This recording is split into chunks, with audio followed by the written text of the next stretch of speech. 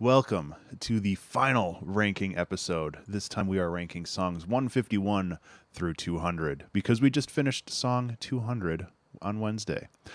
As always, this is kind of just me going through and ranking all these as best I can. This is becoming more and more complex as time goes along. S tier are songs that I will happily listen to basically whenever. A tier songs are songs that I am pleased with, but not always my jam. B tier are songs, technically, and F tier are songs that probably shouldn't exist. Not applicable are just songs that were made during the 2-hour track challenge, but not really part of the 2-hour track challenge for various reasons. So that is the ranking system here. We have 50 songs to go to. I don't know why I said 20.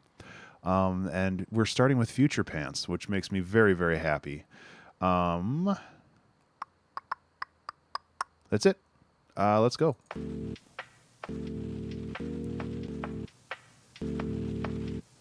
Let me know if volume's good or not, but otherwise I'm going to just start typing words.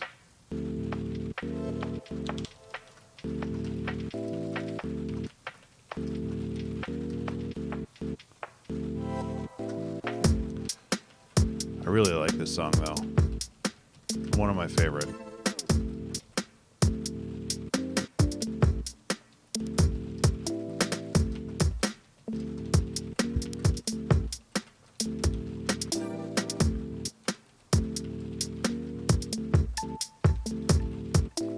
I guess we all have future pants. This is a Red Letter Media video. The pants we're going to wear tomorrow. And the next day. And the day after that.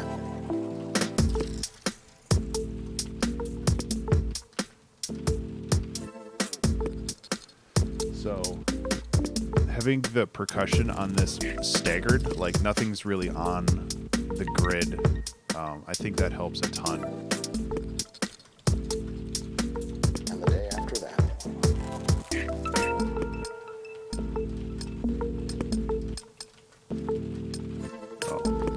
Just realized my Trello is. Sorry about that.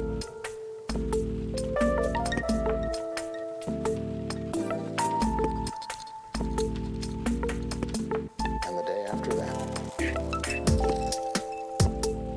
Where was I?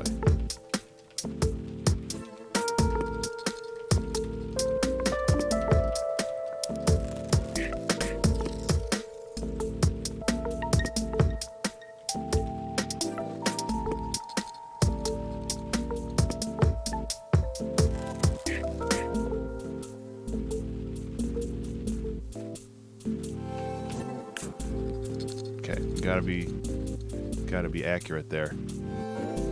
I guess we all have future pants. They're pants we're going to wear tomorrow. And the next day. And the day after that.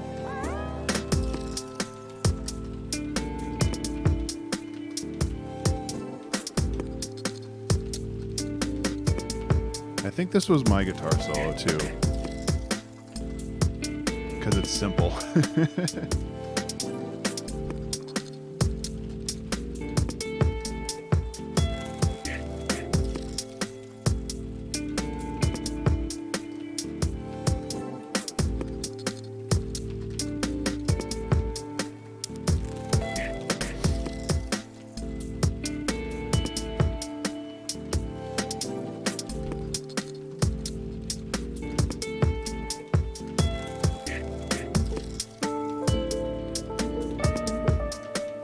Racing that song. And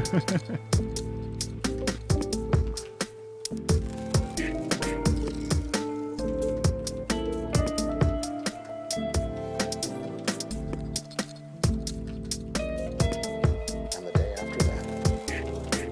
No. Smaller number. Done. I win. I really like that song. Most likely, I don't know if it's better than Underbrush. Honestly, I put it up here. It's like one of my favorite songs from the 2-hour track challenge. Oh, I still have commentary for a couple of these songs, but after that, as we're kind of going into the Wild West, Bames Jond. Yeah, this is a fun song. I really enjoy how this one came together.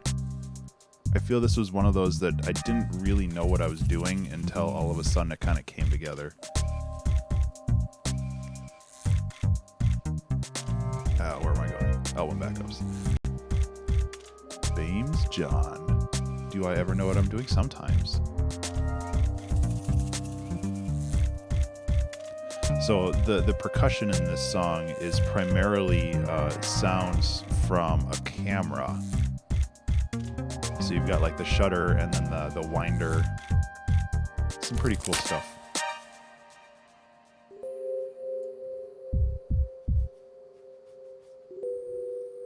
This break is really cool though. Also, High Pizza. I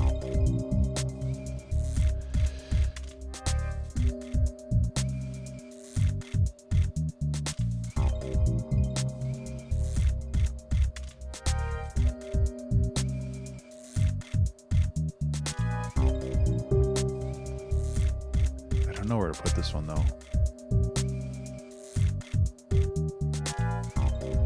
Humble Bazaar.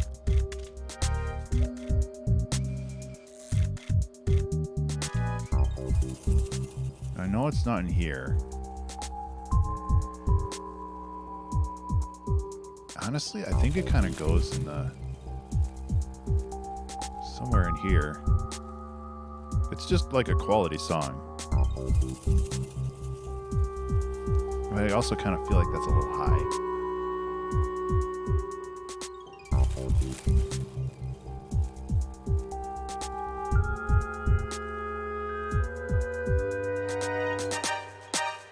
Say like right around here, right above Tsunami Zen. Danger Noodle I remember being a song that I wasn't a big fan of, partially just because it was so long and kind of boring. This was when I got that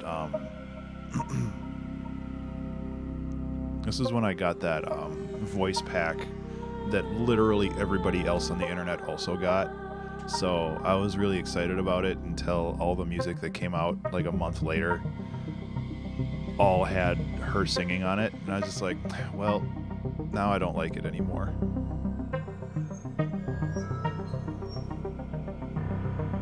Yeah, what pack was that?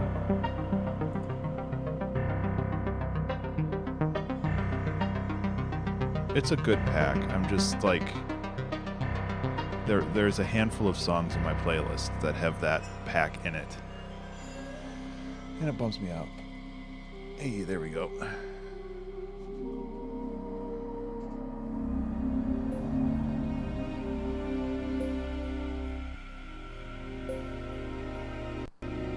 Sorry about the audio stutters.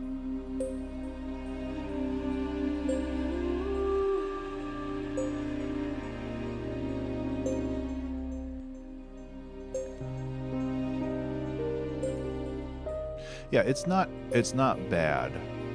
It's just not my jam. I think partially because, come on Ableton, partially because it could be better.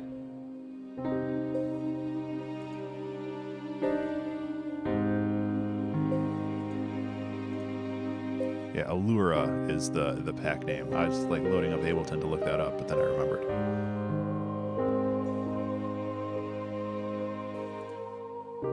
And the name Danger Noodle doesn't make a whole lot of sense for this song. I'll need Ableton anyway for all the follows that I'm going to get today. Yeah.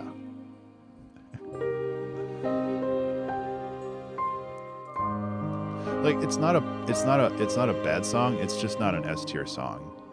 Like it's definitely in the like probably like right there. Yes, M.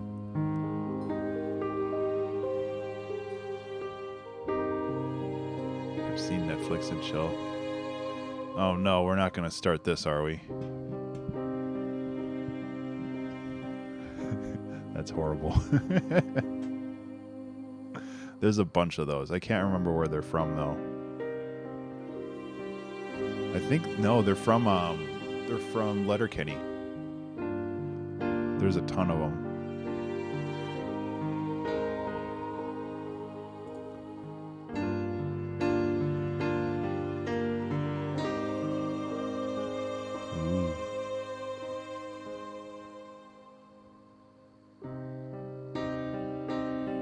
Yeah, the piano in this, it's too bangy. Like, I could have gone...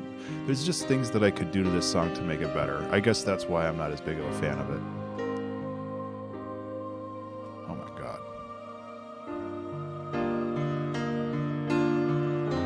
Hey look, it's a danger noodle. That's the perfect representation of this song.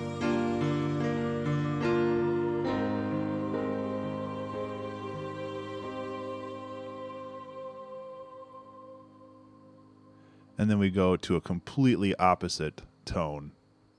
I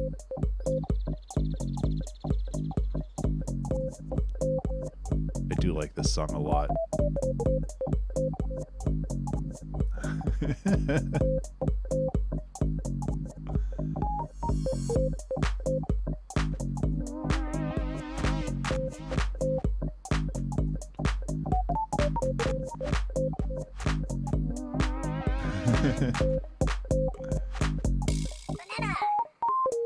It is the song in Extreme Mining M. You're right.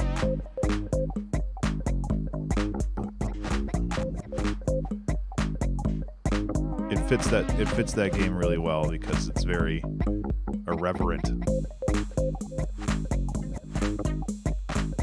I think this is low S tier for me.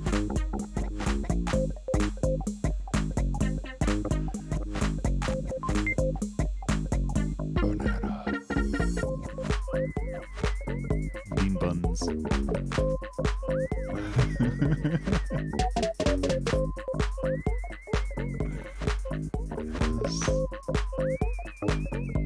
Where does it sit here?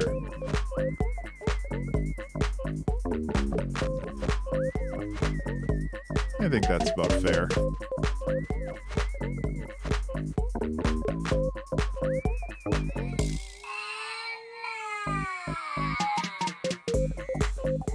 So that banana is actually me saying it. It sounds like a minion, but it's me.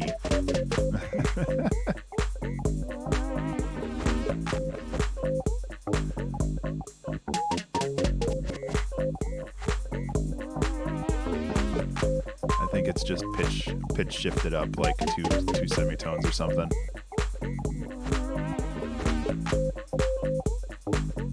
Banana.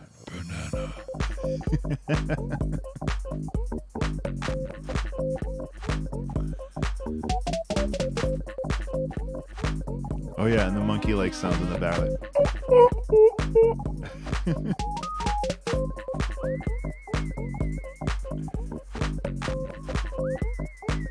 Yeah, because there's like a percussive instrument that you can make those squeaking sounds. There's like it's a friction thing, but I didn't have one, so I just made them myself with my voice.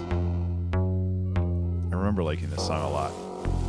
It has some pretty cool rhythms.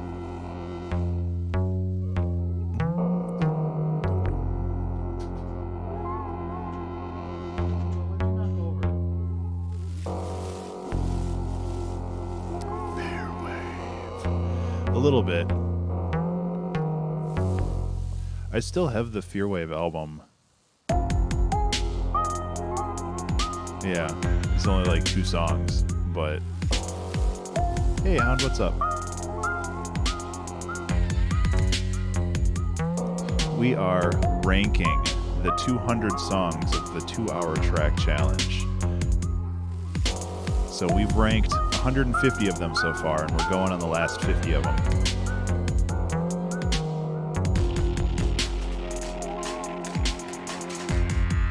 I actually really like this song.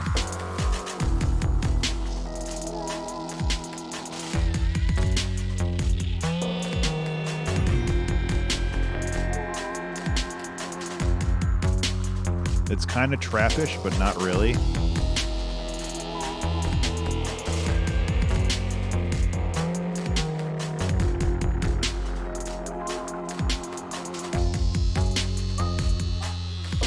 don't know where to put this one though.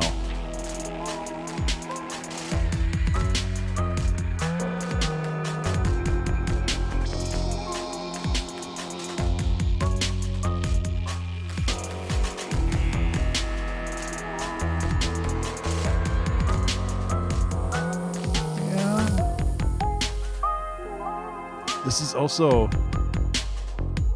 yeah, M. So that howling noise is like a sample of Mario from Mario 64. Somebody, Orit, I think actually you were the one that gave me a bunch of those. And then I managed to like chunk them in there. And it turned out really cool, like really creepy.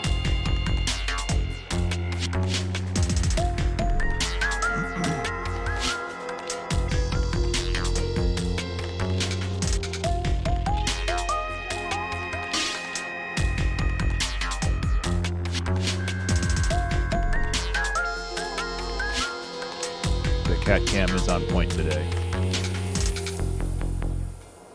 I like this fake out ending right here too. Hey Danny Joe, how are you?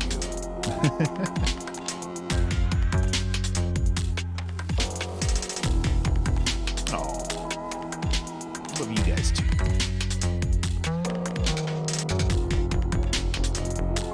I really dig this song though. I think like it feels like we all love everybody. Oh man, M, you messed that one up. You done donked it.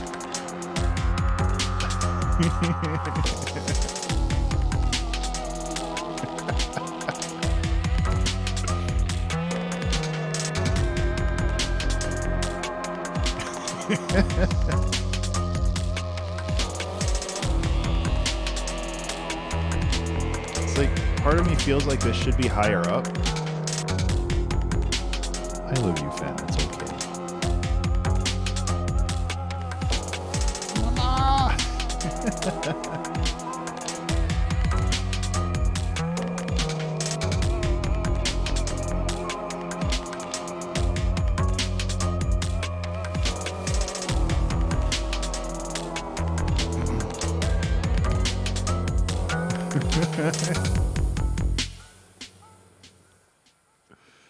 Oh man, yeah, I like that song. Airplane Mode. I need to try this style of music again, where it's just like chord silence for 3 beats. Chord. I think that I really like the style for this because it leaves so much space. The samples that I used in the space aren't the best. It's like mostly duct tape. And like a bottled water. I think this is when I made the Delicates pack.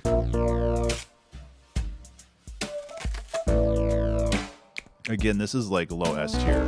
Because I'll always listen to this song. It's a good jam.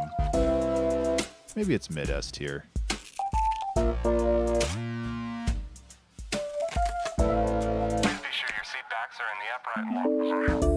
Really? I guess it is a pretty good jam.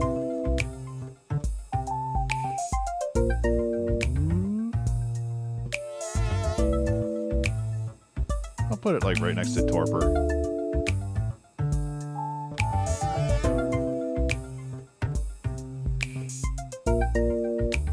Thanks, Danny Joe. And all carry-on items are securely stowed.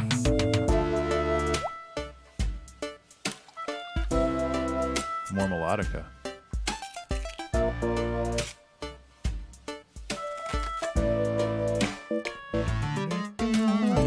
I forgot about that bass.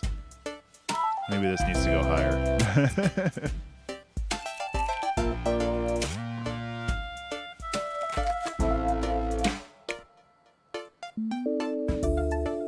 Yeah, okay. It's a unique song and it's well produced, so...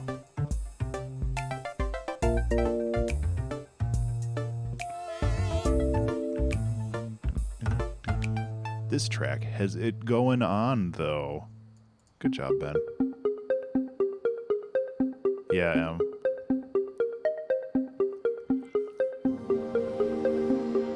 So this one has time signature changes all over the place according to my show notes from 2 years ago.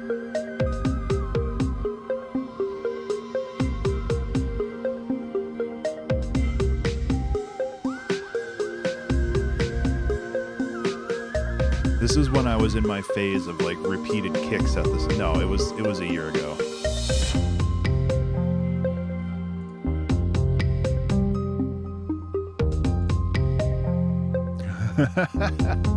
This was the end of 2018, I believe. Or nearing the end of 2018.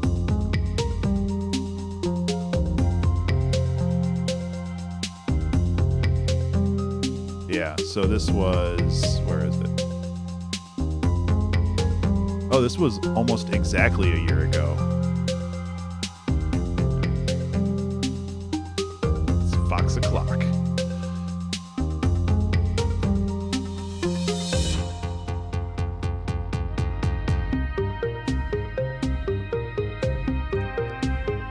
More melodica.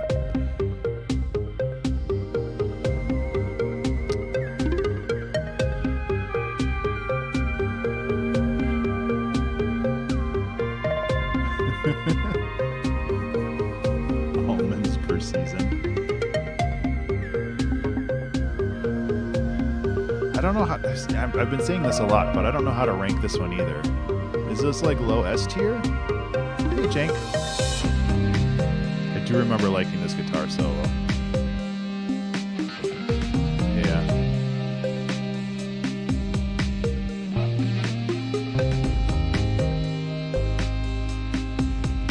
I also remember that I didn't have the instruments anymore to like master this song, so I'm very lucky that the song is already well mastered because I couldn't go back and change it for setting up the album.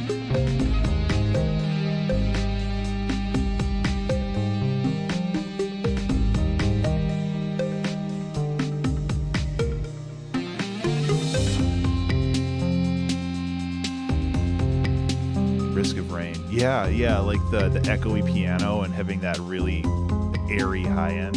I totally get that. I need to play Risk of Rain too.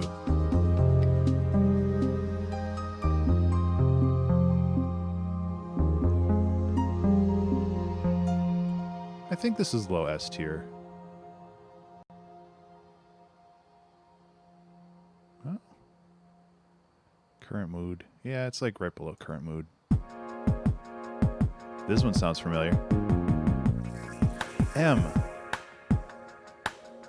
Come on, M.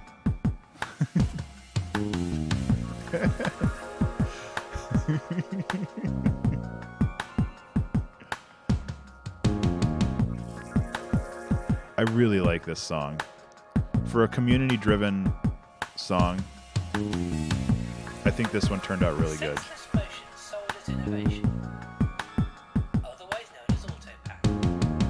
Right, ma'am.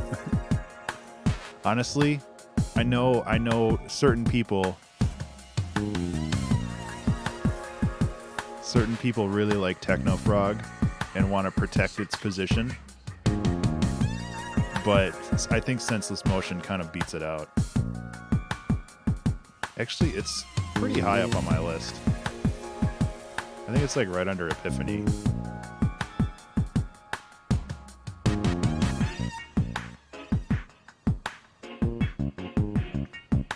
You don't know? I think this is a really good song, Pizza, and like your contribution to it really elevated it. Apparently this is just like a demon summoning circle down here.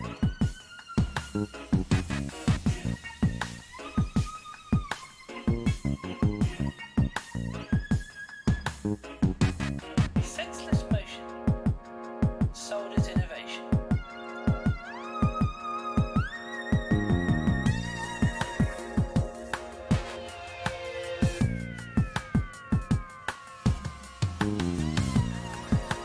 Oh yeah, and then at the end here we have an ocarina, I can't remember who contributed it, but they went up the scale so I could like sample it and play a melody. But I realized just putting the scale in there was actually pretty cool.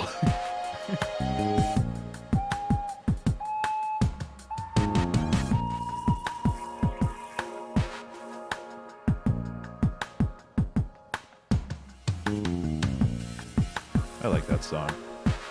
That's a good one. Okay, no more commentary because I haven't released the other 3 albums.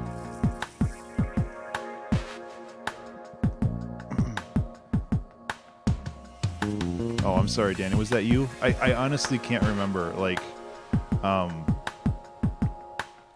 when the challenges happen, like it's kind of like a fugue state. I don't really remember what's going on after. Okay, so now we're in season 8. Season 8, I'm hoping will come out.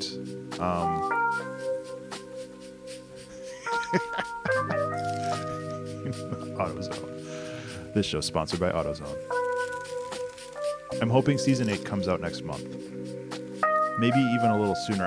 I'm probably gonna coordinate the release of season 8 with the 200th stream, so late October.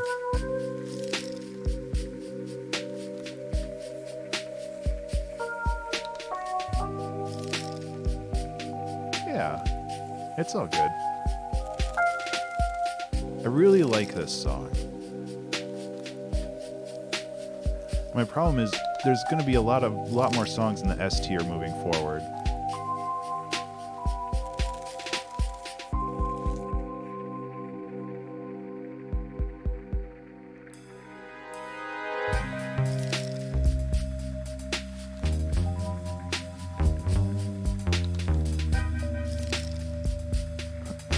S tier. I'm probably gonna have to make another one. And I mean that's kind of the guidelines that I set for myself as well, where it's just like S tier are songs that I would listen to without skipping most of the time.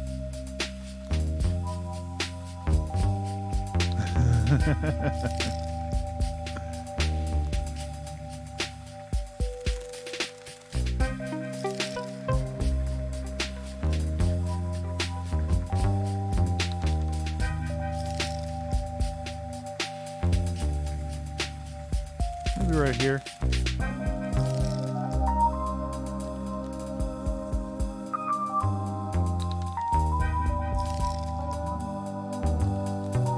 Yeah, it has singing in it.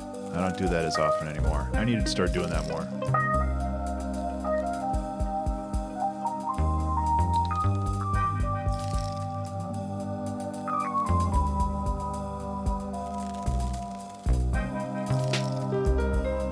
And the piano solo too.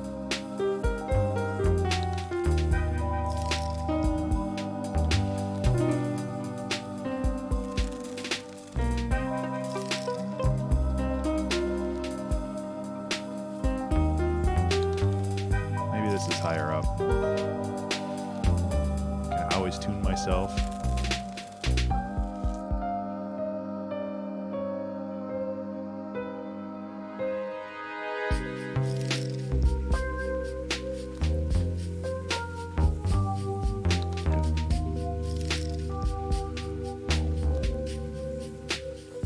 So the bass is a sound font that I used a lot in this era. It's called ambi bass. I think it's a mix between like a bass guitar, a regular guitar. It's basically a mix between a bunch of different instruments. So it kind of sounds like everything.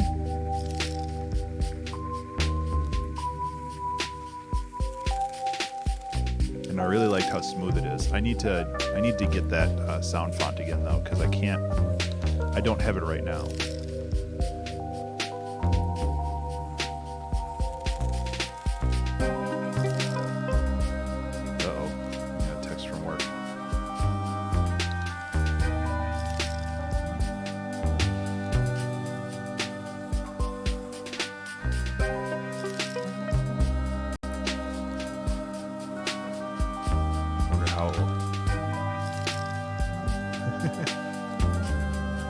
Yeah, unfortunately, I don't think I'm... there's a tail.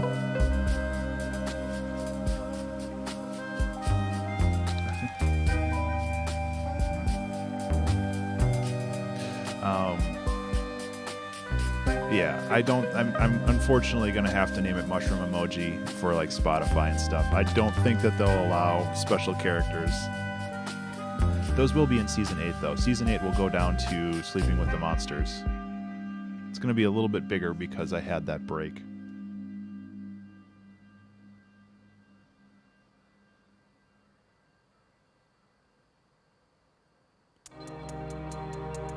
Patient Zero, I remember not liking this song as much, just because this is like a zombie dance song.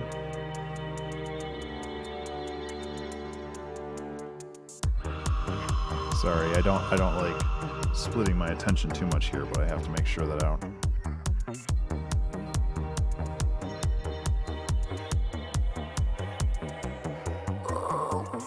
This is some weird noises, you know?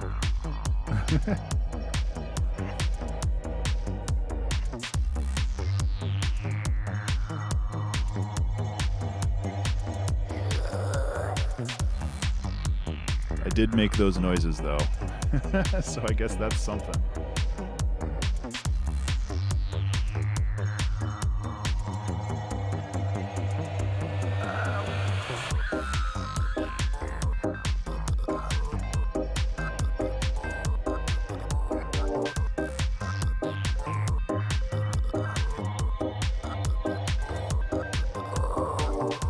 Tito, stop knocking the camera. Yeah, and then like chopping up the zombie noises to cats.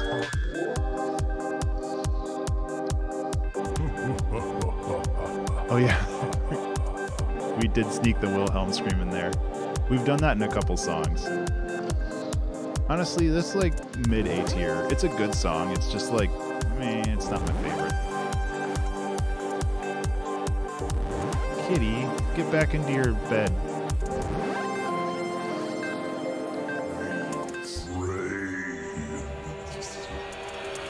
Good sound design on my voice, though.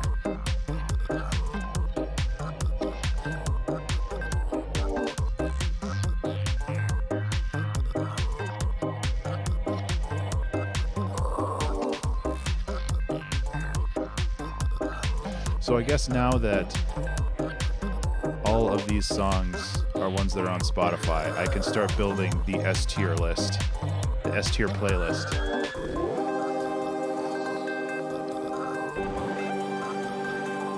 That's going to take a while. I should have organized my stuff better when I did this.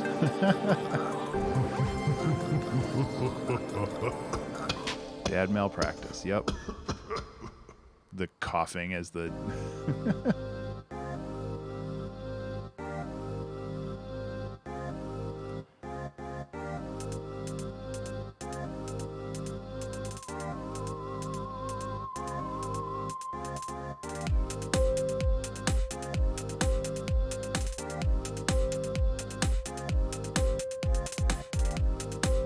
This is another song that's just kind of like, it's good, but it doesn't jam out really.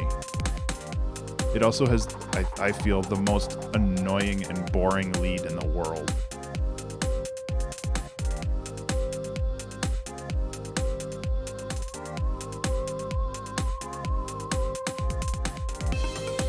Because it sits on that note. Yep. It's the C lead, because all it does is sit on C.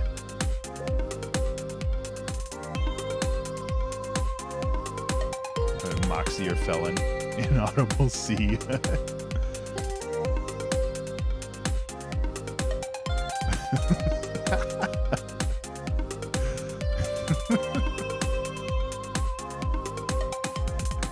Felon Faith, Felonative.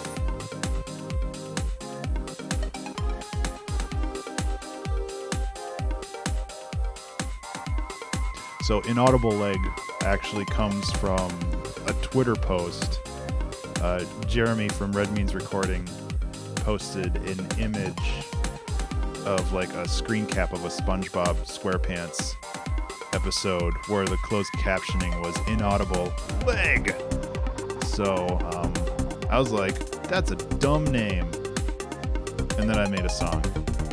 I think this was my attempt at like following up Future Pants, where I'm like chopping up a chord and then building stuff off of it, but it just did not come out the same way. Hey! Thank you so much for that, Poetic. That's a good song to interrupt.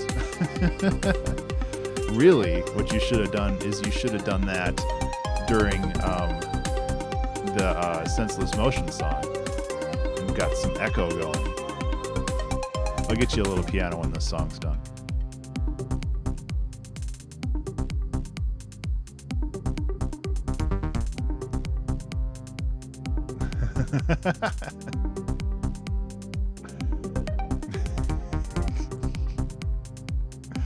Oh, that's funny.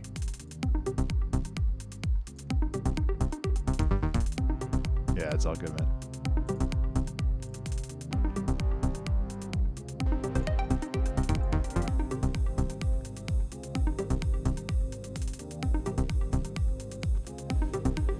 This song is just really long.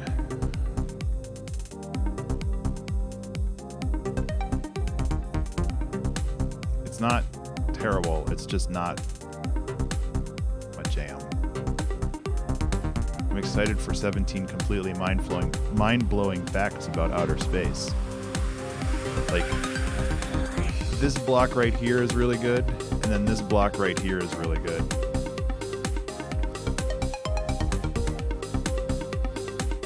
We need to find a cat.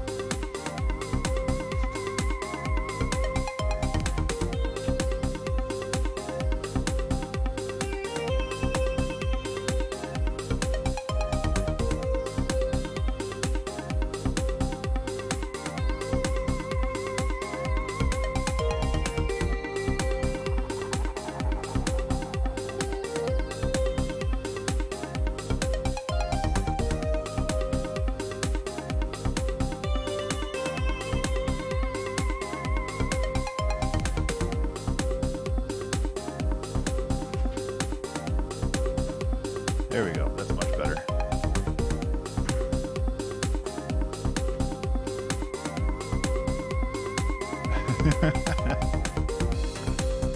Oh, and then Trevor comes back. Oh well.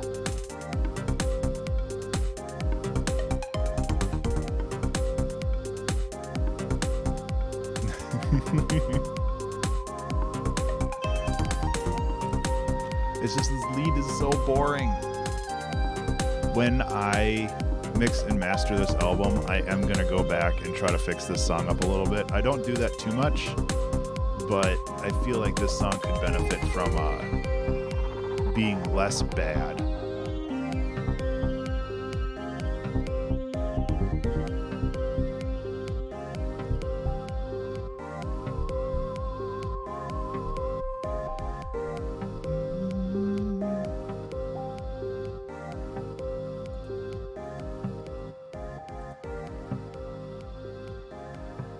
This shouldn't autoplay.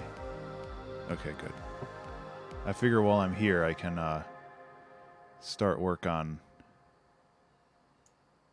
I really dig this song, though. This one is, we decided that we wanted to use as many pianos as possible, or piano-like instruments. Yeah, this one's definitely one of my jams.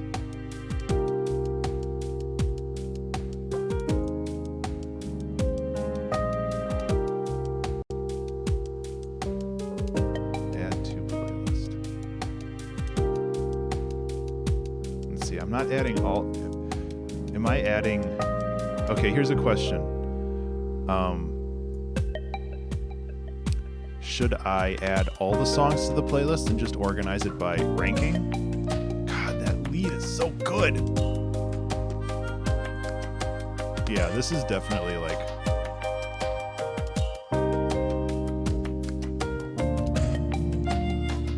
This is probably like the most mature lead that I've ever made, if that makes any sense.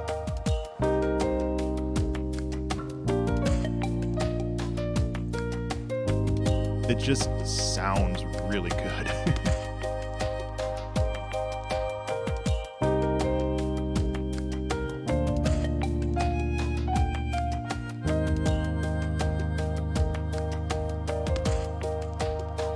Honestly, I think it's even...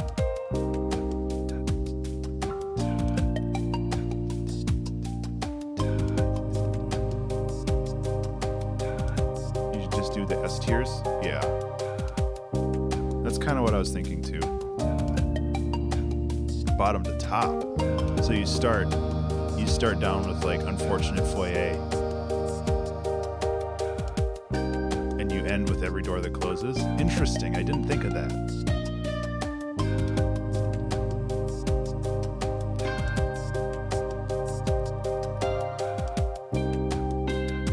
That's not a bad way of doing it though.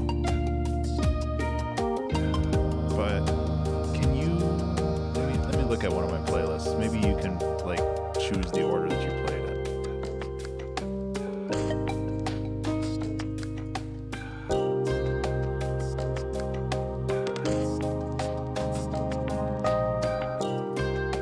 Can't really flip the order. You can just flip like the title and stuff, which is not.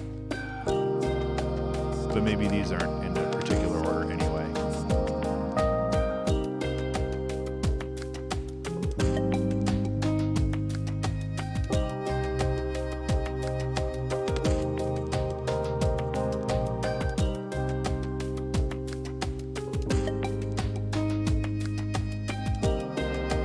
Yeah.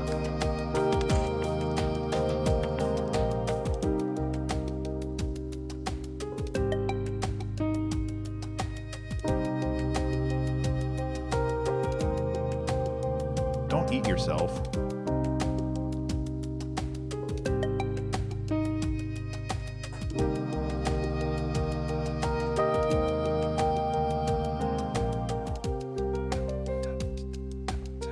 I like that I can send emojis to my coworkers via text and they understand what I'm talking about.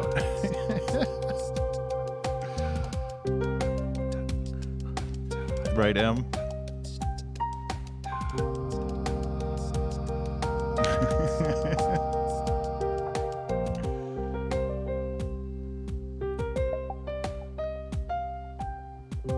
The tree that was a forest, and Deep Toot, and the Buffest Baby. There's so many good songs coming up. I really like Deep Toot, aside from the name.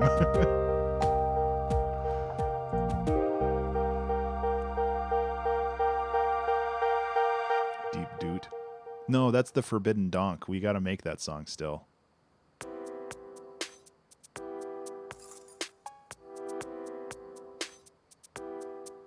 Ooh, that sounds fancy. I had pizza last night, but I think we're having pizza again tonight. Ordering pizza. We have friends over.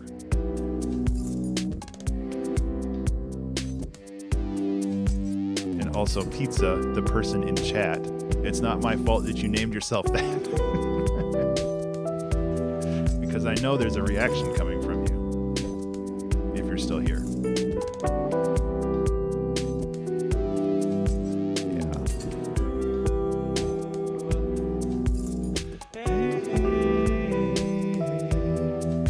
Is lovely. Exactly. So the singing was contributed by somebody, and I can't remember who. I need to be better at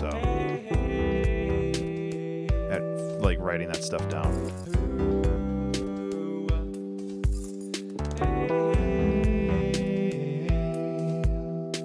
Well, I mean, we could call you Pineapple, but that's because, I mean, that's what you're talking about.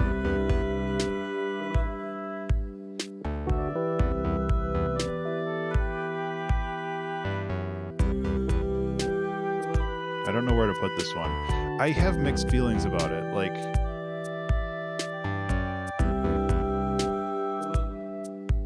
I kind of feel this is like high A tier. Like, above Beard Gardener. It has a good guitar solo, though, because I didn't make it.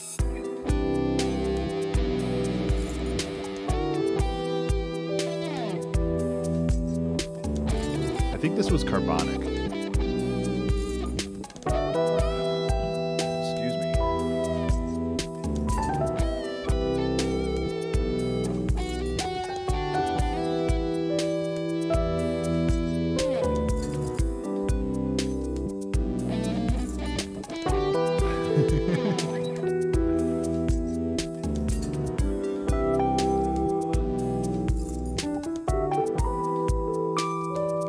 Some good solos in it. I've heard of Swedish Fish on Pizza before.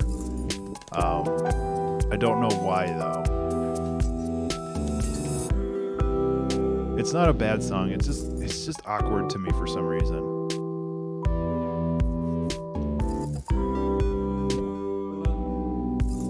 Honestly, when I'm still thinking about when 88 isn't good enough, and this might have to be put up here because it's really solid. And then The Tree That Was a Forest.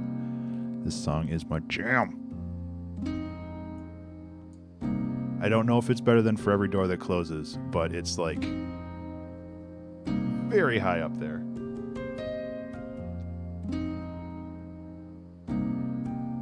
In fact, let's just turn it up.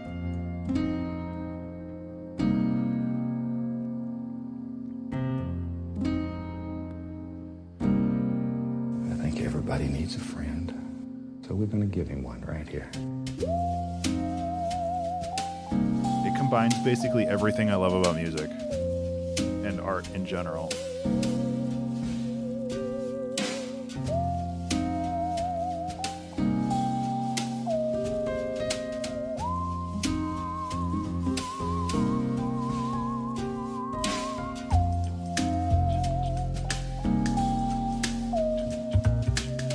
This was my submission for the 2-hour album challenge, volume 5? No, 4. Yeah, because that was Isolation.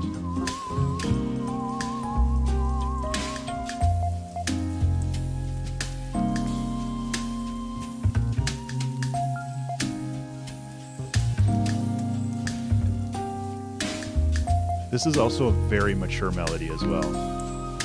And when I say mature, I don't really know exactly what I mean by that, but it's just something that sounds like it's well-rounded, and it doesn't sound like it's hammered in there, developed, yeah. I don't know, like, it's hard to describe. It just feels very professionally done, which is not something that happens terribly often for me.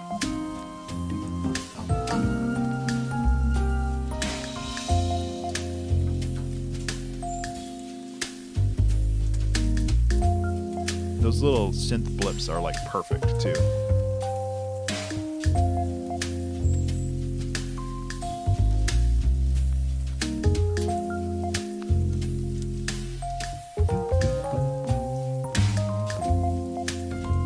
I listen to this song a lot.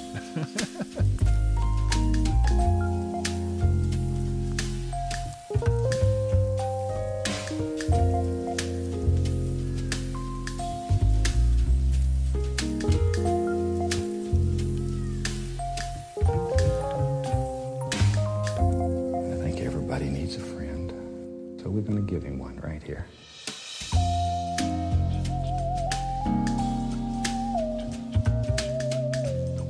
Yup.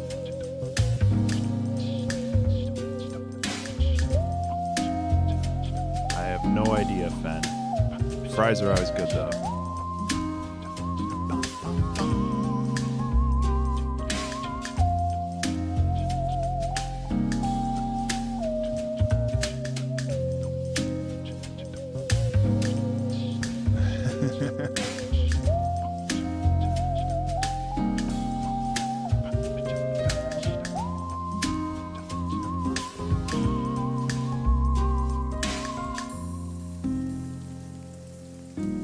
Yeah, that's definitely one of my favorite jams.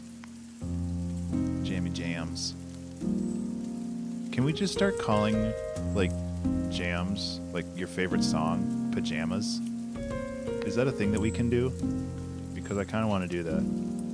This is my favorite pajama.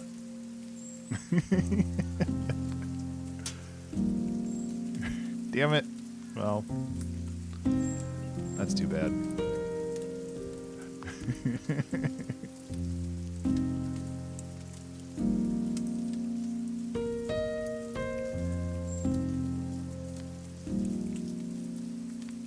Ah, it's a good song.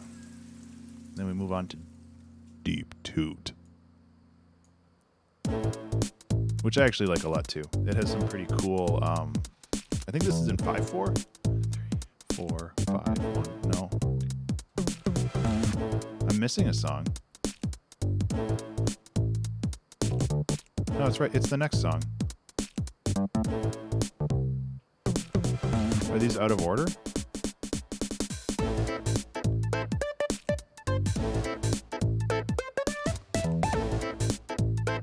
Yeah, Shake What You Sit On is next.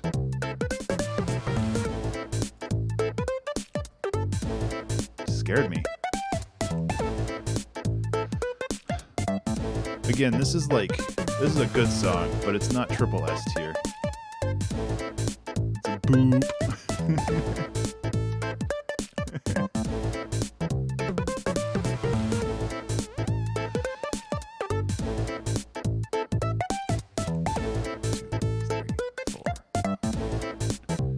This is on like 9/8 time or something.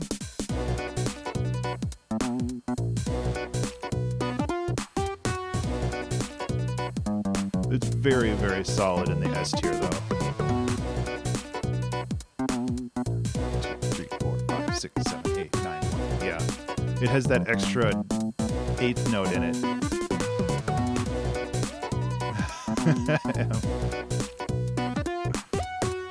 Yeah, because it's more like tripping instead of stumbling, if that makes sense.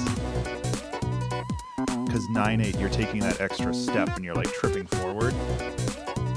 I think this is below Techno Frog. But Techno Frog's all the way down there. Do you want me to raise Techno Frog up?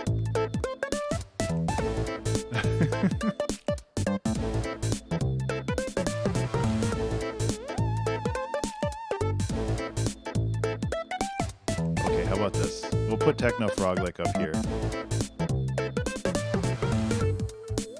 Thank you, Fen.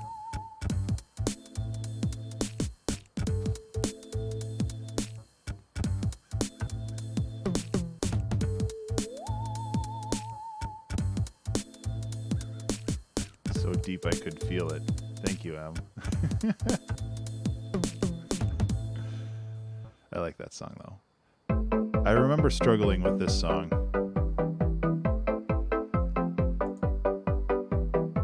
I had a dream last night that I was trying to do a 2-hour track challenge and I completely like train wrecked. It was really scary. I guess that's what my nightmares are these days, where I can't function creatively. I remember starting a song and then like scrapping it 45 minutes in, and then starting another song and then scrapping that one, and then we had like 20 minutes left and I woke up.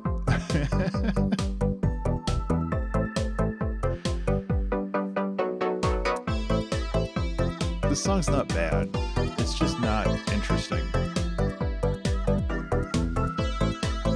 I think, okay, let me take that back. I think that this song would be a lot better if that guitar lead wasn't so boring.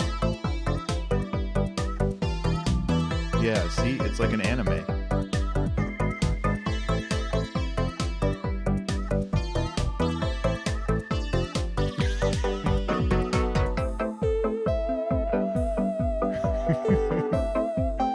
Honestly, this song's not one of my favorites. It's high A tier, but it's not S tier for me.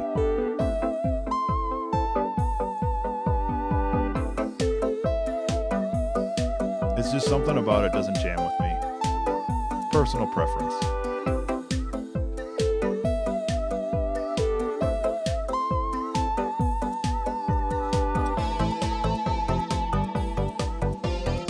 I think if I went back and I changed that guitar to something a little bit less boring, this song would be a would be a slapper. But right now, this is kind of, it's okay.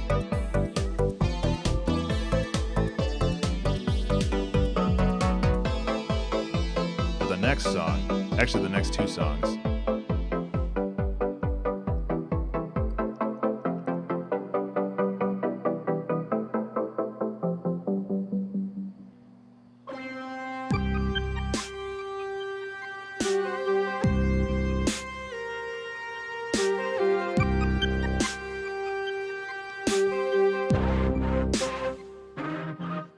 I can't believe we were able to take that Adventure Time clip and turn it into that.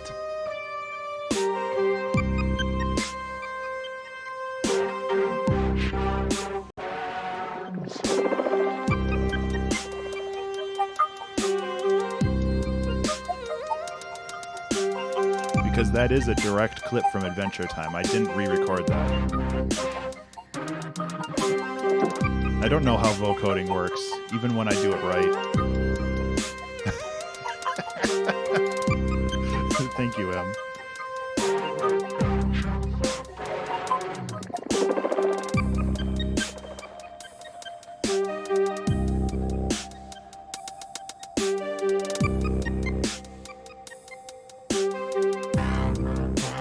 Baby.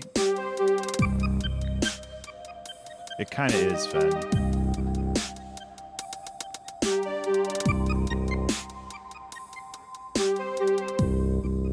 That bass is really good too.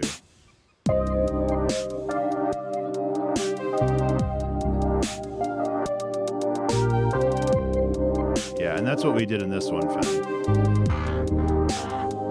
We pitched it down, we slowed it down, and then we ran it through like some pretty wild, massive patches, I think. But it just turns out so cool.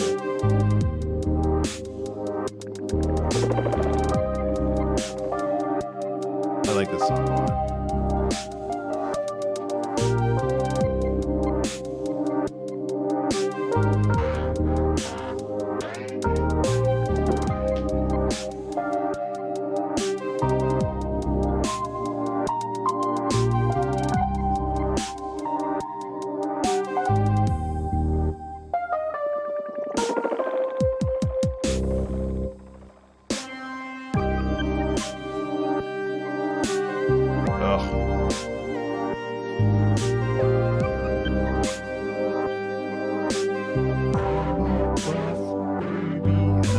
Changes here.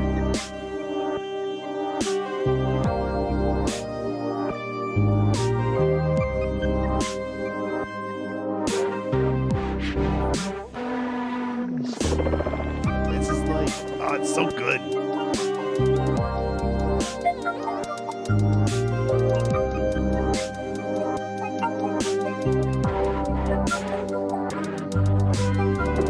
I'm gonna punch all your buns.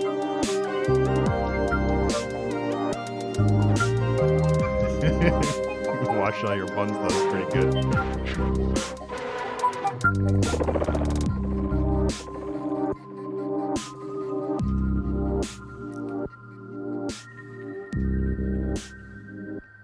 So the Buffest Baby was used Cruiser, which is a complete or contact library, and then this song also used Cruiser, which is why these songs sound very similar. At least the lead does. I like this song a lot, though. This song was a 1 hour track challenge because the first hour of the stream was working on a song that I did not like. Hello everybody, Soapy here. Reminding you to wash your buns. Thank you.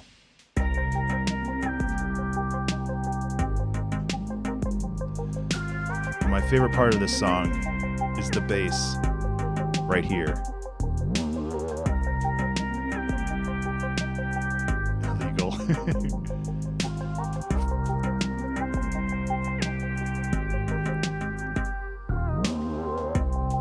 God, this song is really good though. For like 1 hour, this song is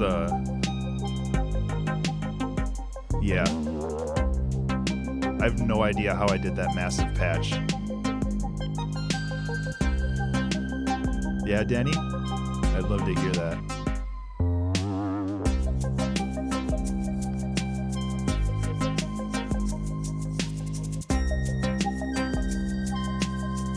Well, you'll soon be able to. It'll be on Spotify in a month. Or sooner, maybe.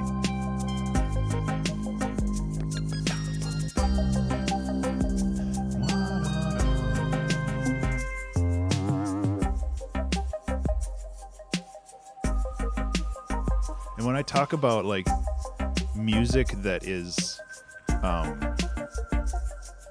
simple, this is what I strive for.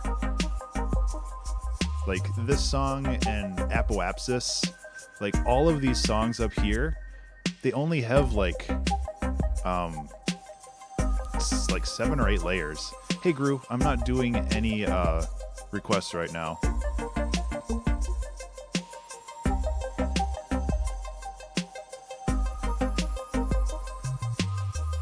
Okay, bye.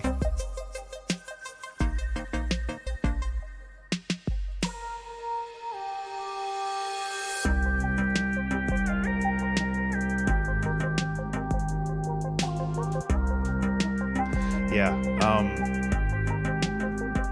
just like super simple stuff.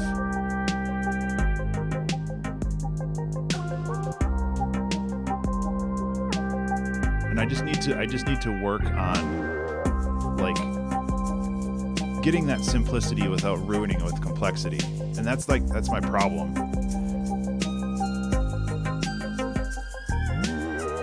Because you can do a lot with a little.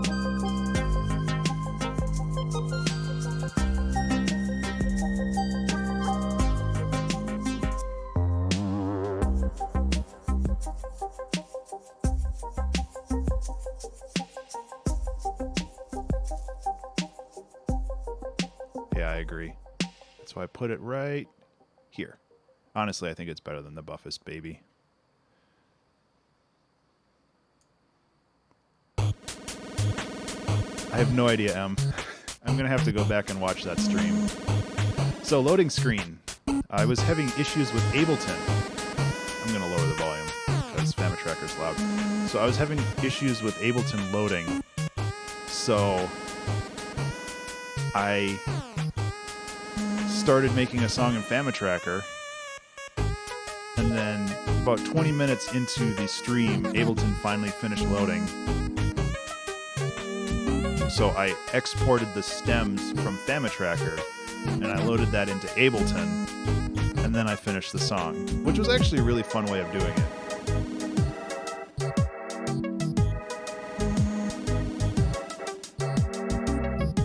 It actually, it turned out pretty cool too. I'm saying actually a lot, I don't know why.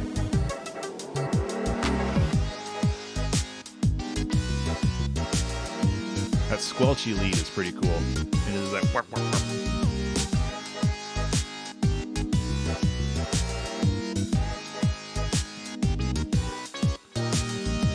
And I know why Ableton was being stupid. I accidentally put like 30 gigs of samples into a folder where I shouldn't have, and Ableton was like going through and parsing all of them every time it loaded. So that was my bad. But I think it prompted a computer format and like rebuilding my whole system. So as far as this song, I think it's like low S tier. It's good.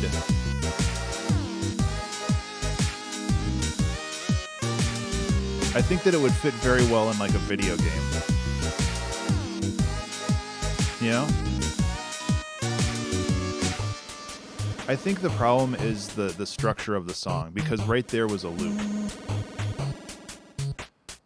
This song shouldn't be 4.5 minutes long. It should really just fade out right here, and I think I would like it more. But now we have to listen to the whole thing again. And it's just like,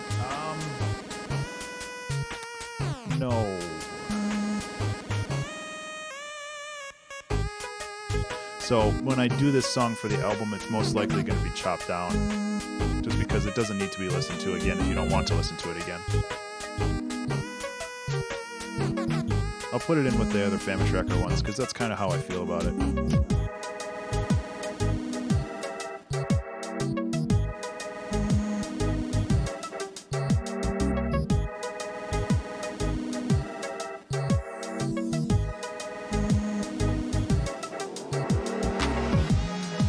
It's good sound design on the leads, though.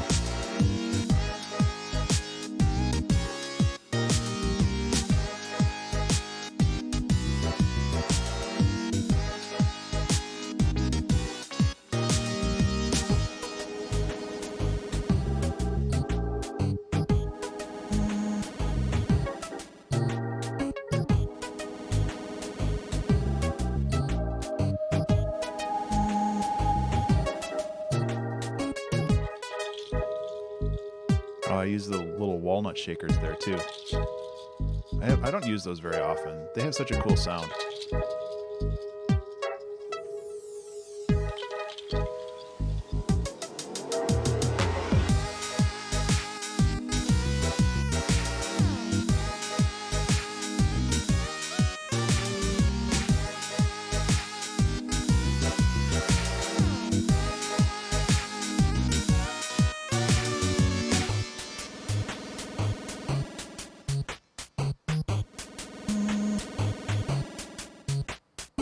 I like the concept. I wouldn't mind doing a thing like this again, where I start something in Family Tracker and I move it to Ableton.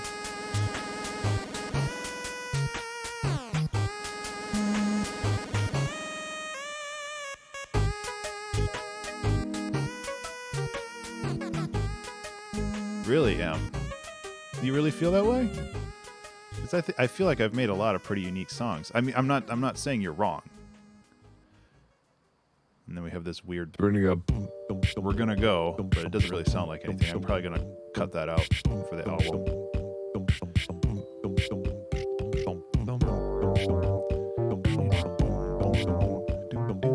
This is like the only time I've successfully made funk music.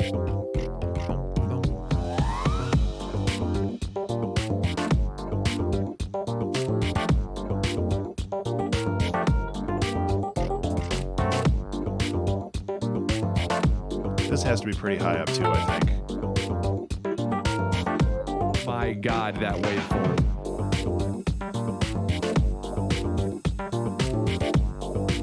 I kind of feel like right about there. And again, this might be personal preference just because I really like that style of song. No, this song is capital G good.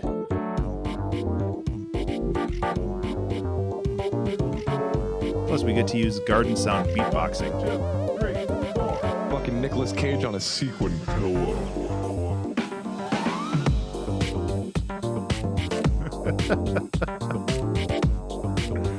Oh man, that was a good video of his.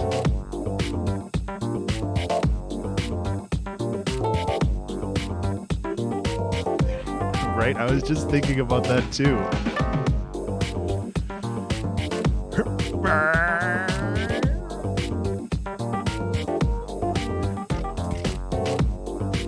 I'm limiting myself to using that sample once per season. That I have to limit myself or I'll use it everywhere. Because I think that's what I've been doing so far. Because this is season 8. I can't remember where it is in season 9. And that's season 10 right there. Oh yeah, I think it's Train Station Tessellation that has it. I can't remember now. No, it's Smooth. So season 8 is Lenny Face, season 9 is Smooth, and then season 10 is Becoming a Smaller Number.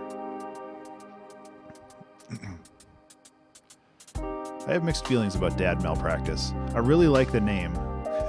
I remember that for Christmas I burn CDs and I give that out to family. We're not big on gifts, but I included this song on the CD because I liked it and I just released it. And then people were just like, do you want to talk to me about like your dad? I'm just like, no. I just think that it's a funny grouping of words.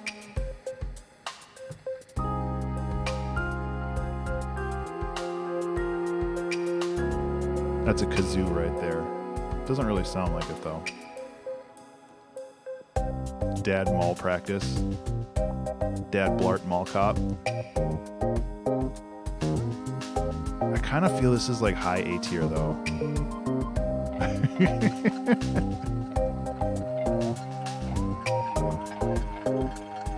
I don't think this is S tier for me.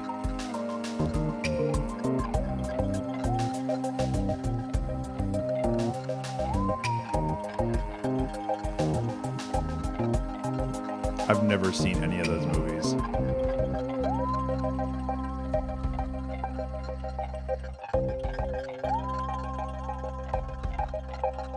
I'm sure they're bad. Yeah. I really like this piano though.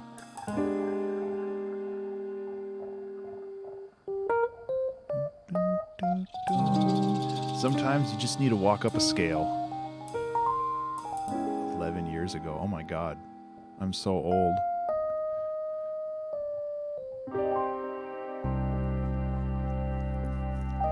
It's not a bad song. I like this song. It's just not one that I would jam out to. Right, Em? You were born like 4 days ago.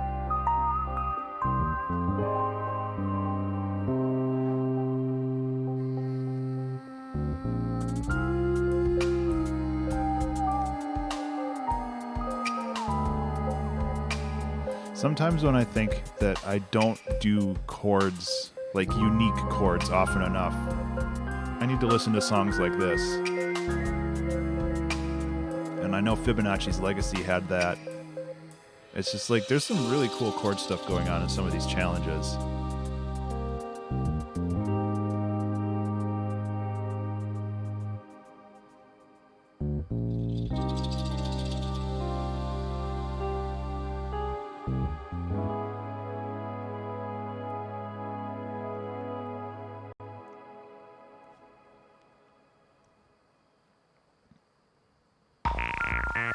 Ah, yes. The technical end of Season 8, even though there's 3 more songs after it.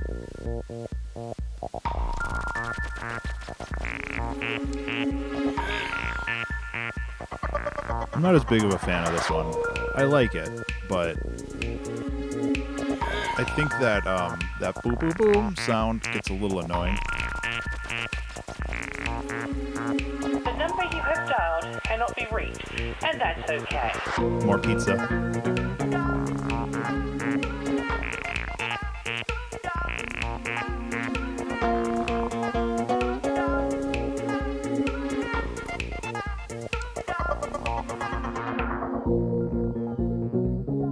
Makes you feel. Oh, just with the voice clip? I think it's a super cool voice clip. I'm really glad that people like want to participate in the end of season festivities, which is coming up again. Holy shit. Yeah, that's the end of the season.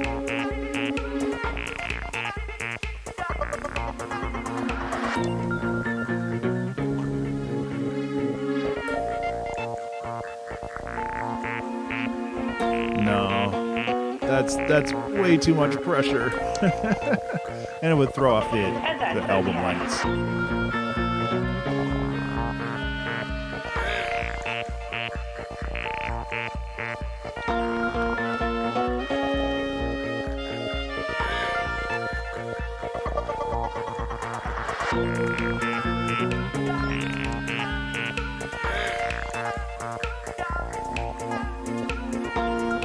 Really? The little creaky frogs in the background might be from Techno Frog. Kinda.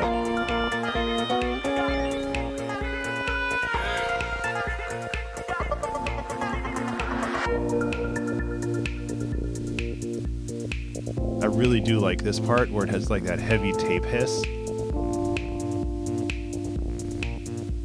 This part's kind of my jam. The rest of it's pretty good, but this part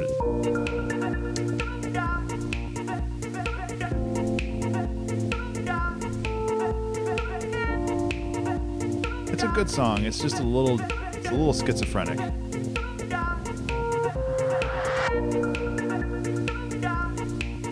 Oh, City of Glass, this one's good.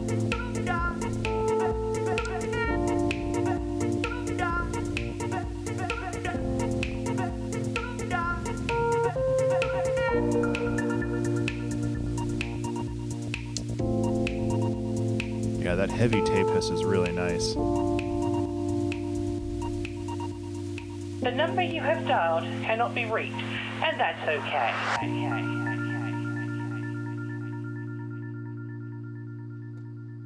Yeah, so that's the technical end of Season 8, but then we've got 3 bonus songs. Lost City of Glass was the 2-hour album challenge volume 5 submission. And that's okay. It's like Chex Quest, my cereal. I think we used this visualizer in a prior ranking ceremony. Yes, this one was very much inspired by Disaster Piece. Like, heavily inspired.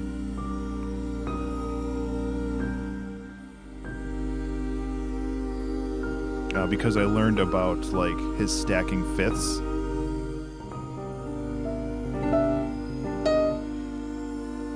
Be Disaster Girl. That's not a bad artist name either.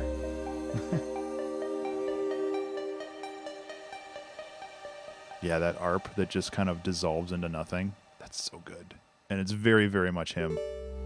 Lame Demon.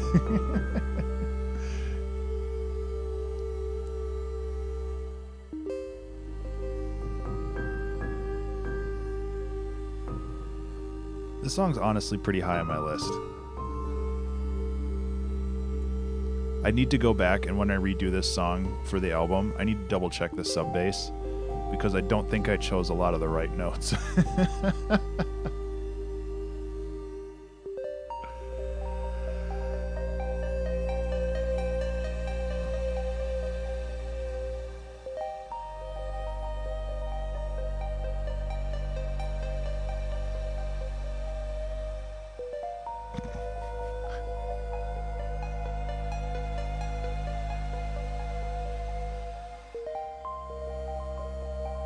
Exactly.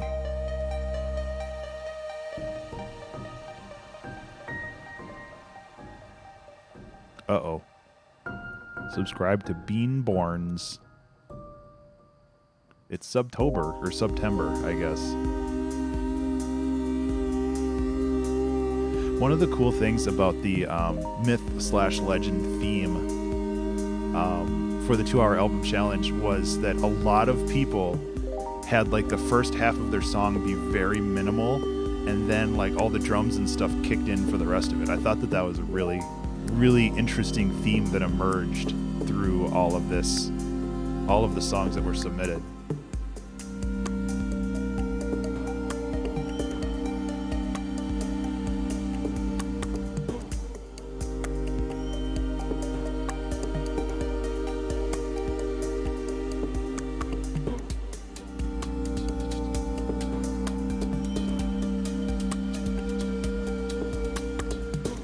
That's all good, man. Thank you so much for hanging out, you know.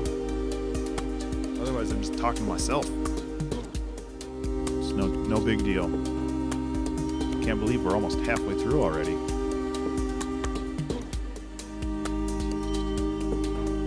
Yeah, it's all good.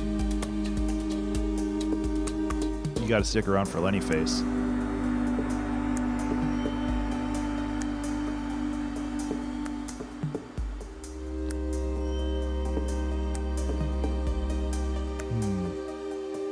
I'm still gonna talk, even if I'm talking to myself, you know. It's the life of a streamer.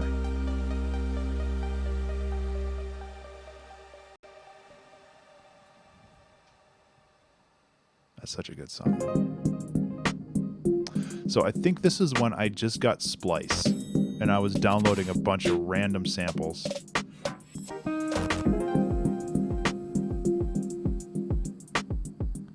I really like this song, though.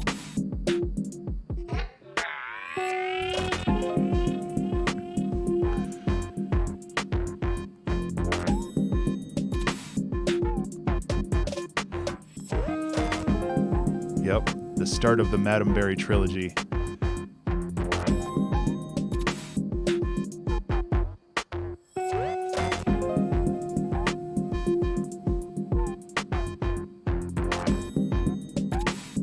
I really like that triangle that's like pushed very far to the left.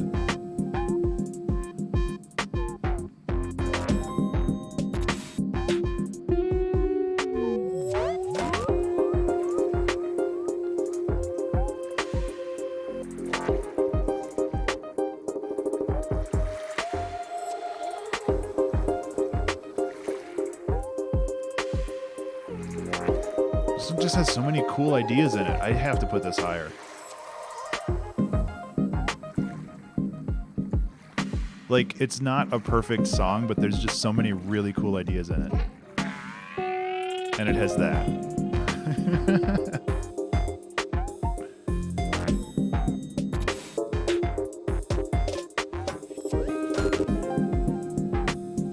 So, Lost City of Glass, Lenny Face, and Sleeping with the Monsters were created during my brief hiatus of the 2-hour track challenge.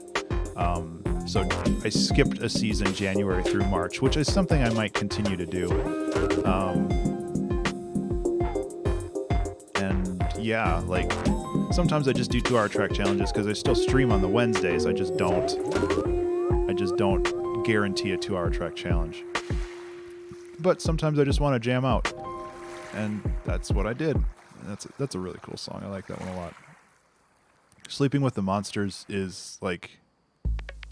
was intended to be kind of an extension of Monster Hugs, which was it's like a reverse season 1. Monster Hugs, which was a song on the One Last Bonfire Before the World Ends album, which was kind of a upbeat EDM, IDM type song. And I wanted to make another one like that. And this is kind of like continuing. There's like all these weird like story threads in this. Like there's all these things that kind of connect to each other. It's like poetry. It rhymes. Yeah, the lore. I feel that this song is pretty solid in the middle. It doesn't really go anywhere, but it has a really nice flow to it.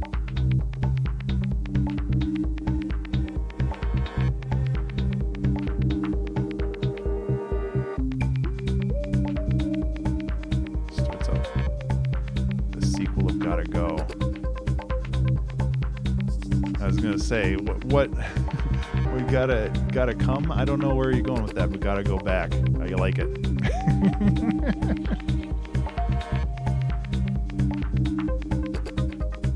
Sorry, that was lewd.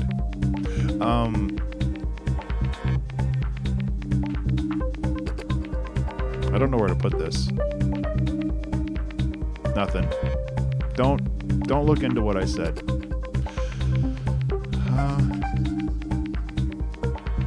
Right there. I'm comfortable with that. Good. Dads shouldn't be lewd. Gotta go back. We gotta go back.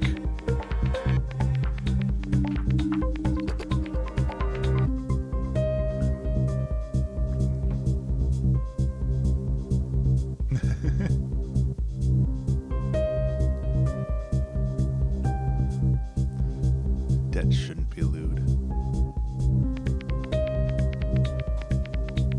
Thanks, Tito. You scared everybody.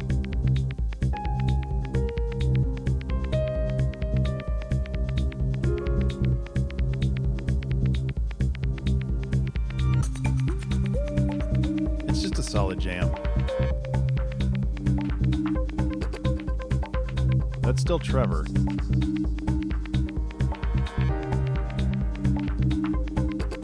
Tito just like ran into the room for no apparent reason.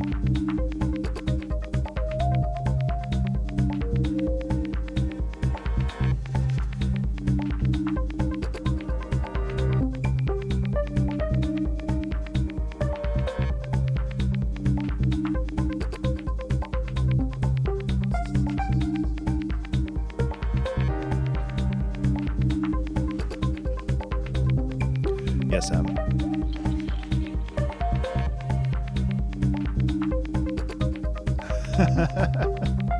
Can't wait for season 11 then, huh?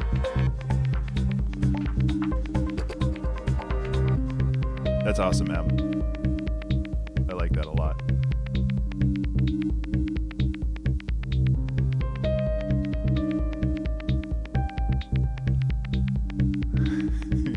Hey, I'm okay with that too. When I ordered pizza last night, I was order number 69. I was like, nice. Okay, so that's the end of season 8. We're gonna move into season 9 now. I like this song a lot. It's all good, man.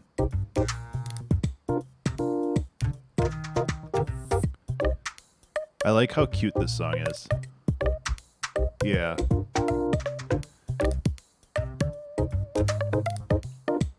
The fact that you know that it's the song in Extreme Mining makes me really happy. I don't feel like anybody's played that game.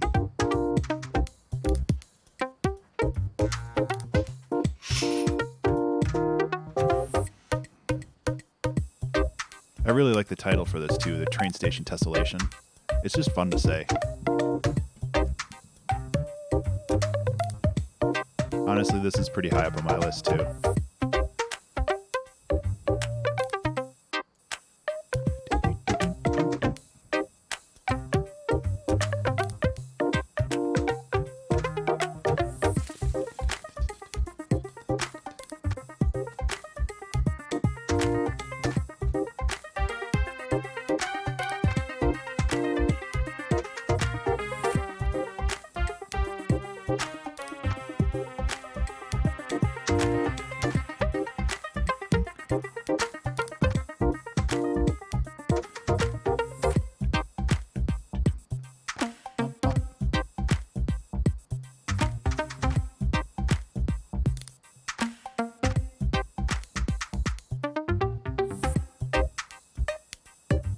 It has a really cool B section. I like that B section a lot.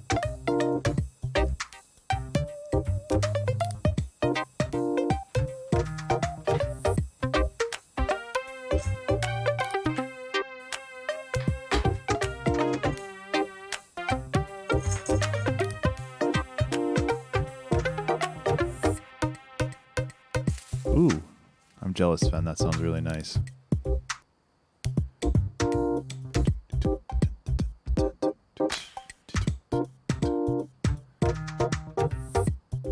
So when I had my break from the 2-hour track challenge, I made an album called Auto Plagiarism,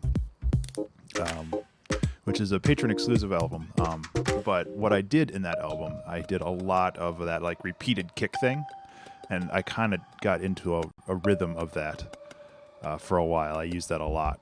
It's a really cool stylistic thing that I kind of enjoy. So Zentropy.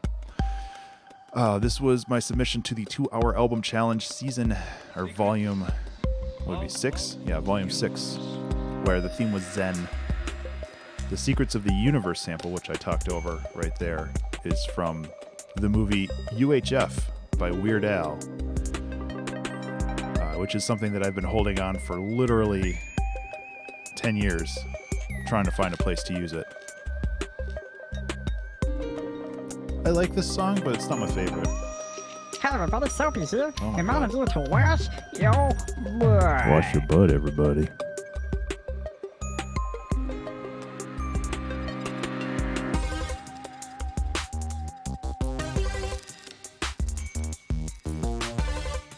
I kind of like the separation of like the chill parts and then the upbeat parts.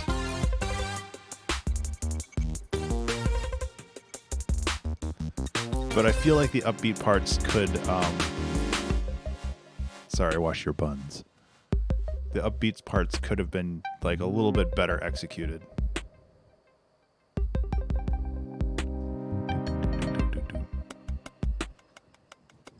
Tito, chill out.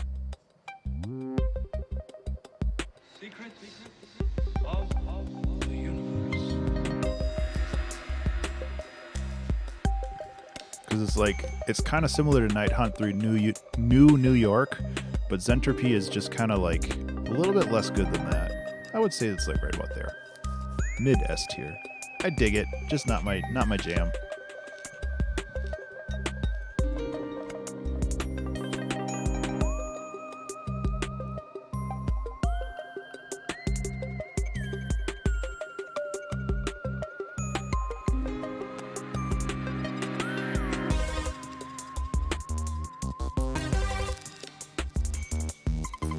Especially because this repeat of the B section is really similar.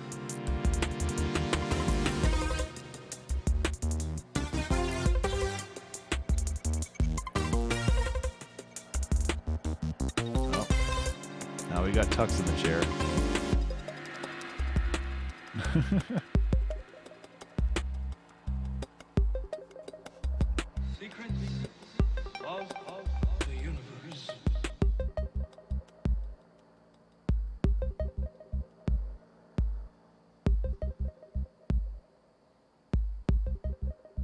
It's an okay song. Now we get to Smooth, which is the second song in the Madame Berry series.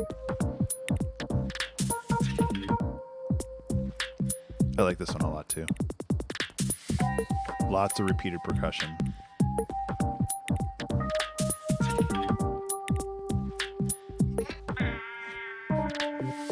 I will never get over that sample. It's so good.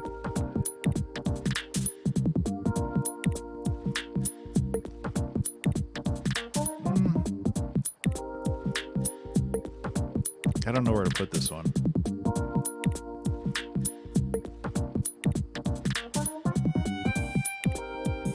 Probably right there. I need to make a triple S tier pretty soon.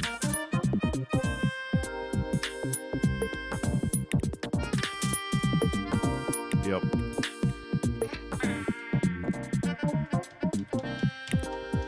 Or quadruple S tier.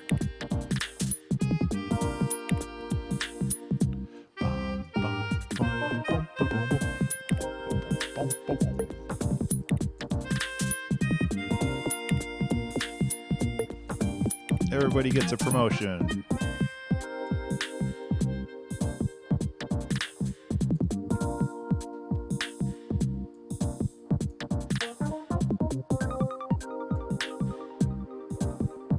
I don't know where I'm like delineating these. How about airplane mode is the top of the triple S tier?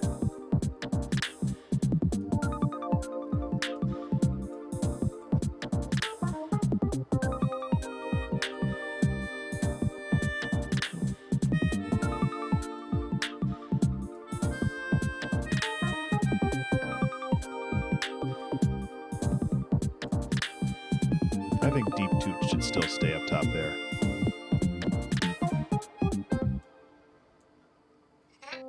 Actually, no. Kings of the Desert. That's a good... Yeah. Then Daylight Grove. That's a good... And we need another A tier. A triple A tier.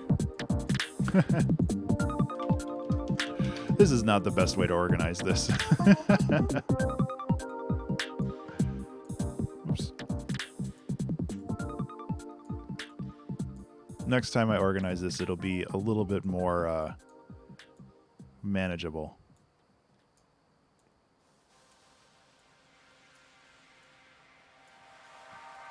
So Waiting for the World. I don't know how I feel about this one. It has some interesting ideas.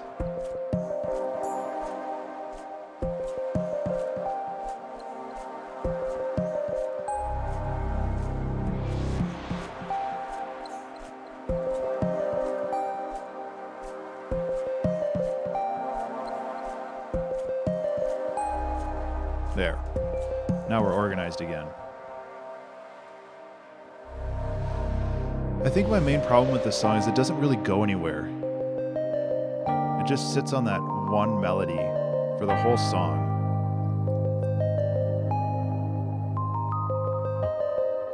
Where if the melody was more interesting, I think it'd be okay, but... Oh man, it's chilly out.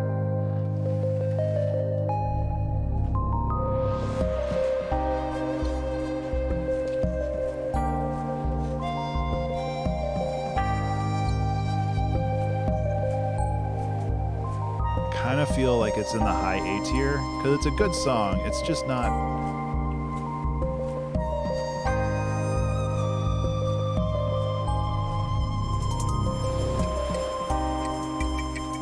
Because I don't remember if it really progresses for a nearly 6 minute long song.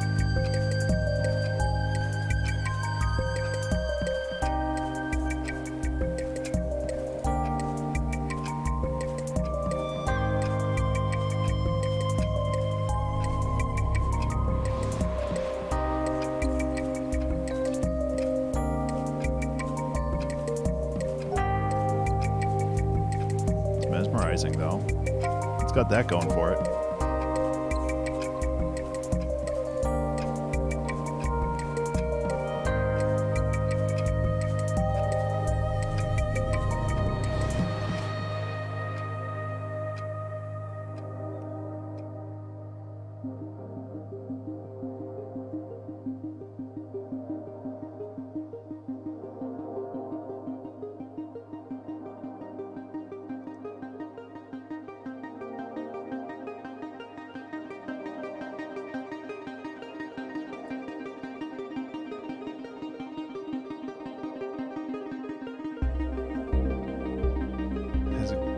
It's just very slow paced. I actually have to pee. I'll be right back.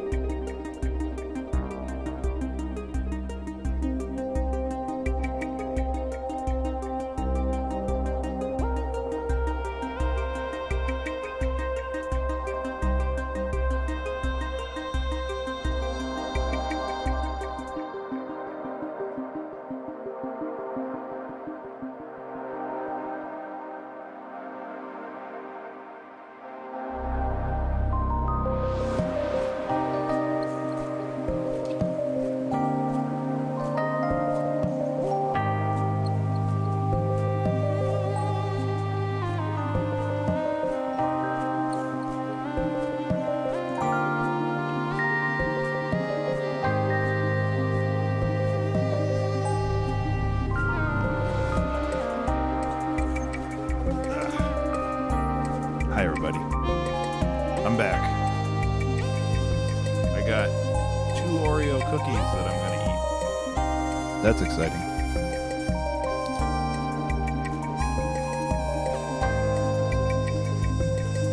It's not a bad song. It's just kind of boring. Didn't I move this already? I thought I moved this.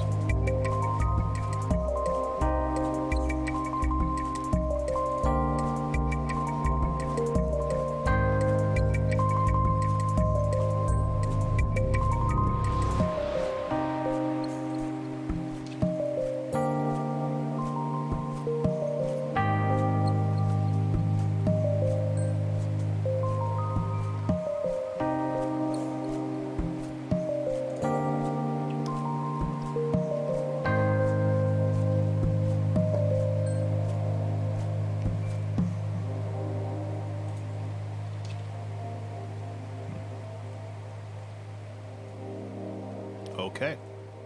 Yeah. Meh.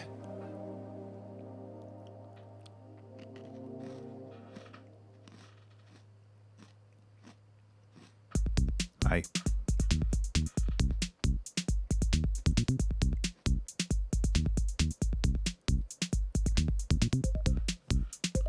I just wish it wasn't as long. I think if it was condensed, it ended up in the mid A tier. I feel if it wasn't as long, I would like it more, but it just doesn't deserve to be 6 minutes long. I feel.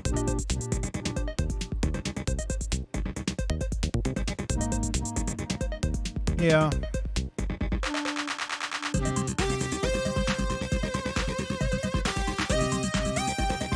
You're not wrong. Like I agree with you there.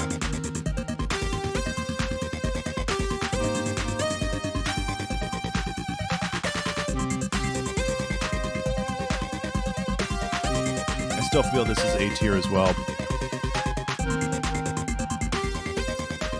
The lead is really loud.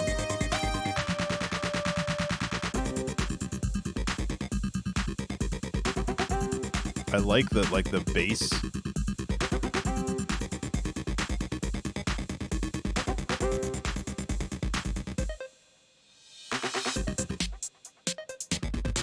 I just don't feel like it's not going to be a song that I jam out to, I guess. So maybe my definition of S tier is flawed.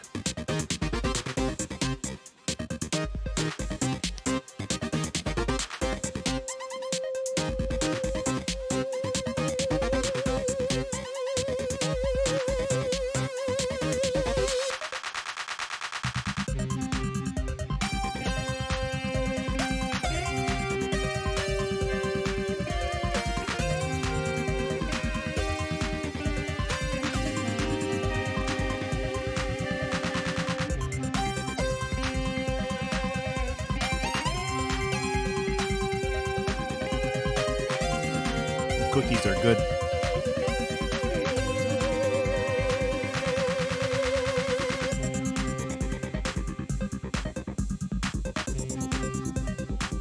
Tito, why are you freaking out?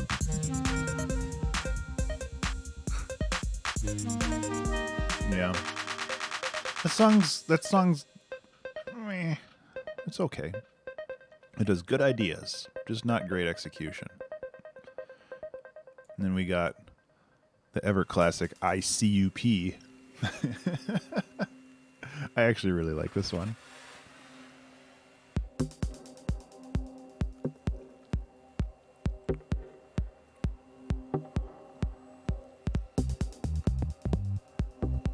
Sometimes I try to do dub tech music. Sometimes it works.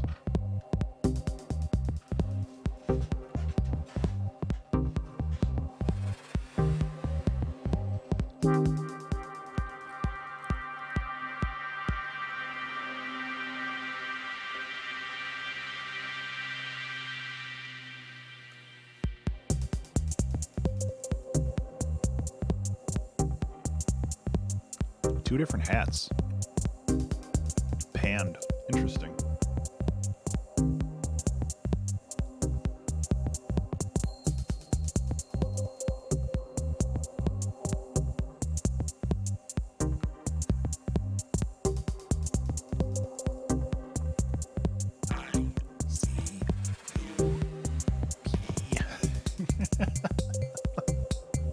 I can't remember who suggested using those letters.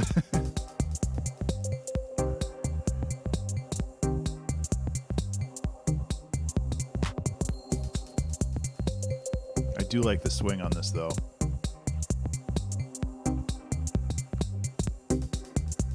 I don't know where I'd put it though. I think it's kind of like lower S tier.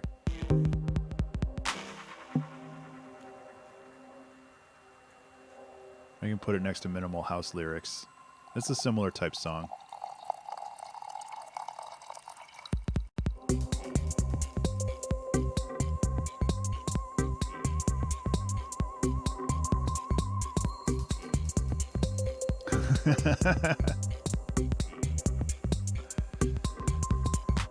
I'm everywhere.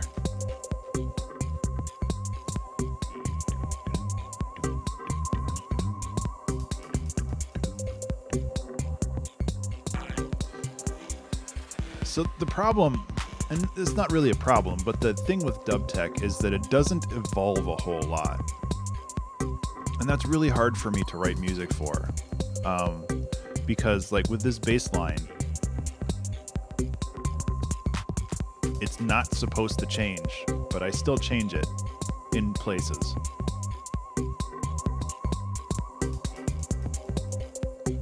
I just can't help myself.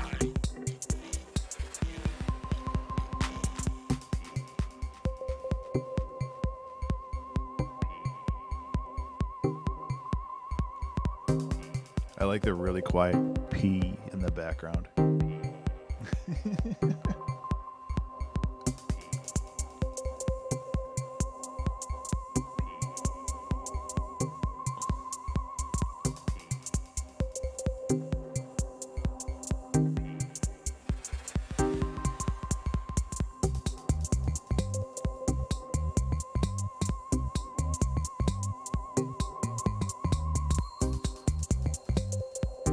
Just a good jam. I don't really have much to say about this one. I'm kind of spacing out on it, honestly.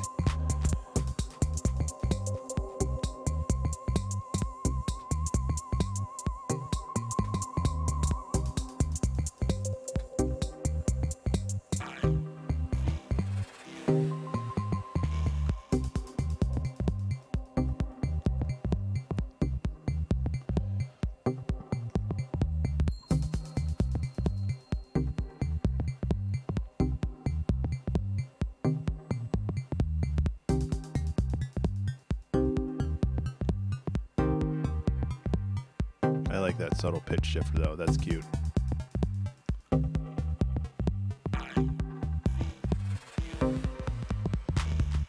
really like those swung kicks though. That's something that I don't do very often.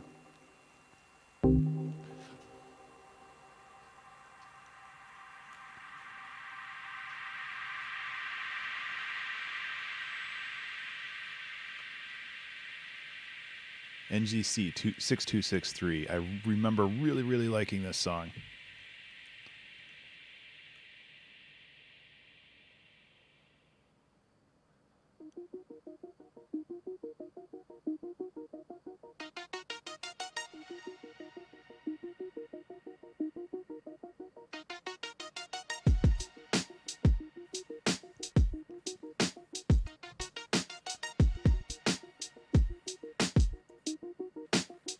It's a little quiet though. I'm gonna have to fix that.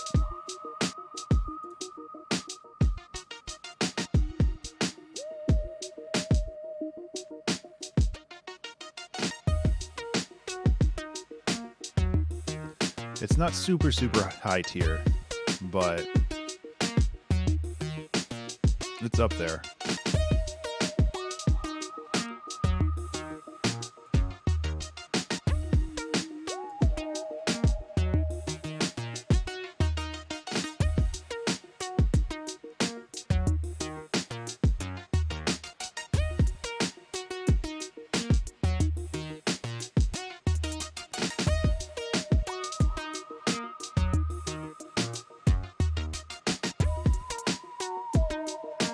Can't go wrong with the theremin lead though. Tito, what are you doing? It's like trying to break my stuff.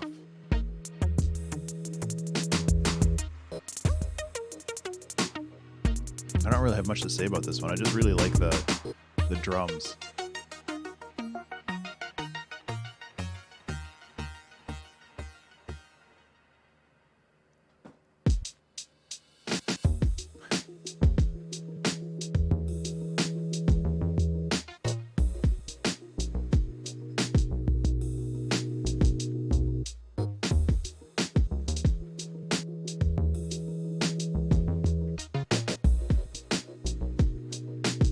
Yeah, sorry, I don't have much to say on this one.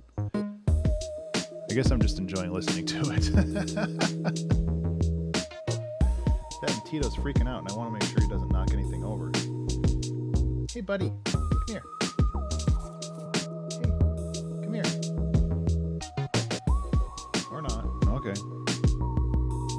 Cats, you know. I do like this chord change up here.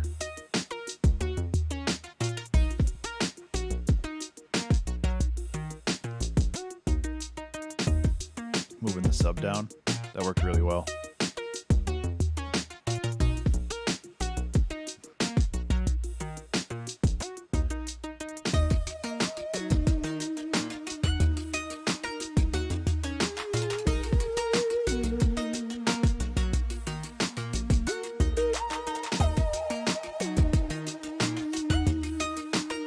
Definitely high S tier, or mid-high S tier.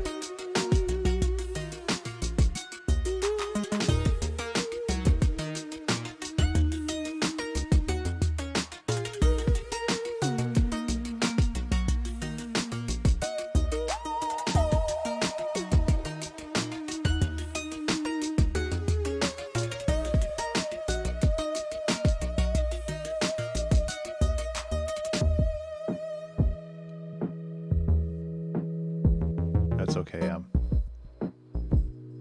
you missed I see you pee.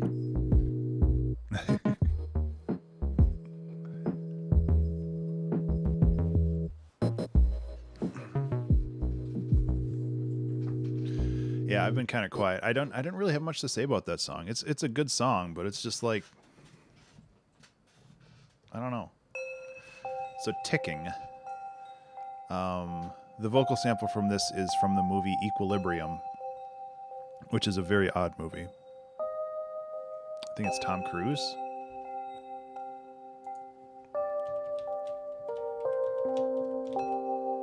Yeah, it's Tom Cruise. Or maybe not.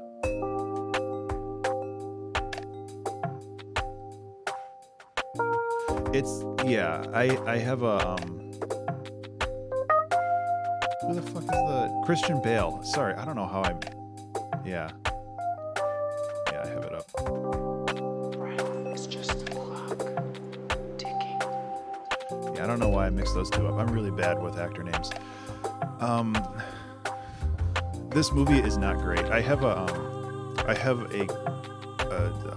habit of watching really bad sci-fi movies, partially because there's good ideas buried in there, just poorly executed, and sometimes they end up being more entertaining than they come off as. Yeah, it's a little plot holy. So Equilibrium is a movie that was released after The Matrix. But it was very much inspired by The Matrix, where it's like the good guys are wearing black trench coats. And it's basically the joke is the lucky man. Yeah, I don't use it very often, but I do like Winamp. But Equilibrium is a movie where the government has outlawed emotions. So as a result, all art is also illegal. And the idea is that there are people who are, hoarding art because it makes them feel things, and the government gives them medicine every day to make sure they don't feel emotions because that's the cause of war. And it's just like, it's so heavy-handed. But that's where Feel. Because you've never done it, you can never know it. Without love, breath is just a clock ticking. actually Winamp received a pretty big update a couple years ago. So it's worth checking out again.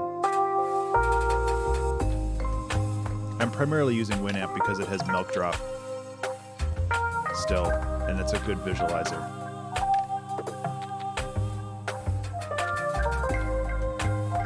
So I kind of feel like this song is, yeah, it's included.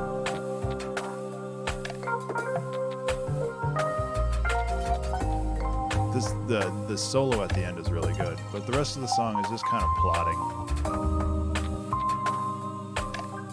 I do like it. Probably like low S tier, honestly. But the other big thing about this song, or the movie Equilibrium, is they had the gun kata, which is basically doing karate but with guns. It's real bad. I suggest looking up some of the action scenes of the movie, just because it's pretty ridiculous. I think the movie should be, I think it's on Netflix right now.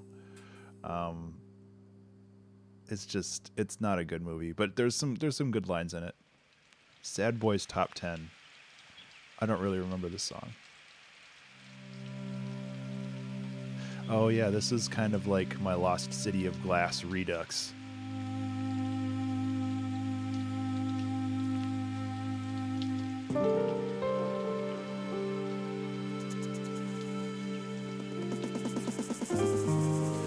those sounds in the background, the sounds. I took somebody beatboxing and I slowed it down by like 4 times. And it turned into this really weird textural thing, which is kind of cool.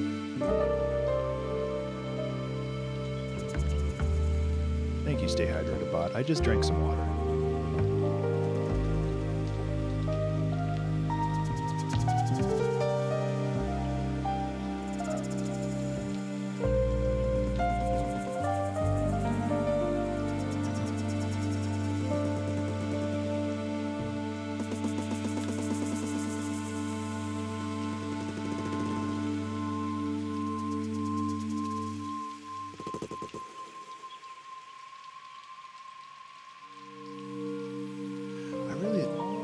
Yeah. I don't want to talk over this.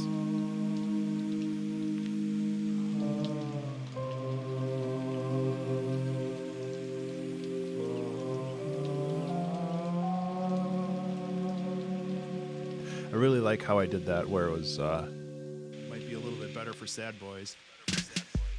I don't know where that quote came from. Chips are yummy. Oh, I'm jealous. Can I come over? I really like how I layered the singing and the piano. That was something that I had never done before.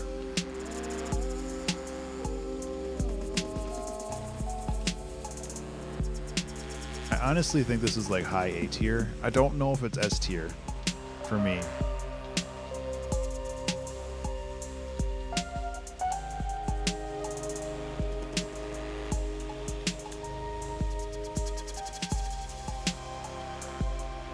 AAA.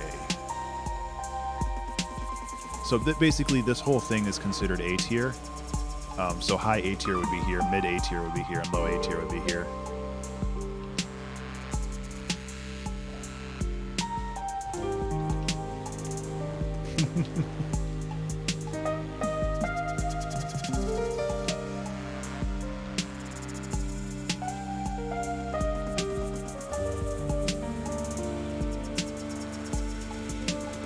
It's a good song. It's just like, it's no Lost City of Glass, that's for sure.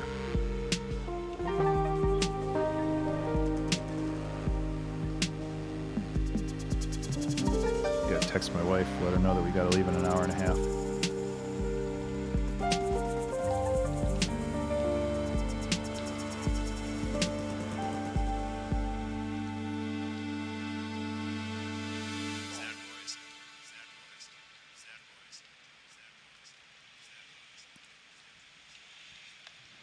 Nib. If you spell backwards, you get Neb. If my middle name, or if my last name started with N, my initials would be my name, which is kind of interesting. Not Ben. 17 completely mind-blowing 17 facts. completely mind-blowing facts about outer space. I love this song so much. It's so stupid.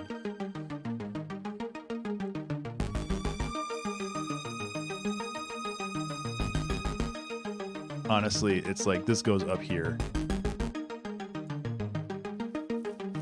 We're able to have solar eclipses because the sun is the exact right distance from the moon.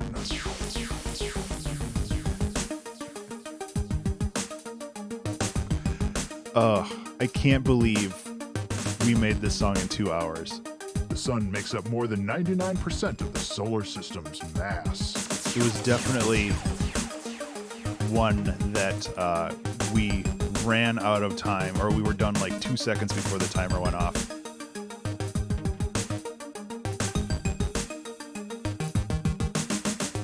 If the sun were the size of a typical front door, Earth would be the size of a nickel. I do have a Make Dumb Art episode. The size of a nickel. Because, like, honestly, this is super dumb art, but I love it.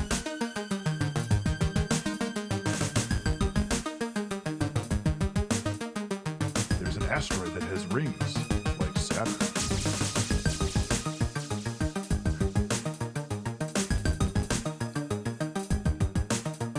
Yeah, absolutely. There's a planet made of diamonds that's 2 times the size of Earth. Once I released this song, I contacted the person who wrote the BuzzFeed article, but they never responded. I was like, I made a song from your BuzzFeed article. It rains diamonds on Jupiter and Saturn. But she never got back to me, which is too bad. I don't know why BuzzFeed didn't retweet it. Make me famous. There's a planet where it rains glass sideways.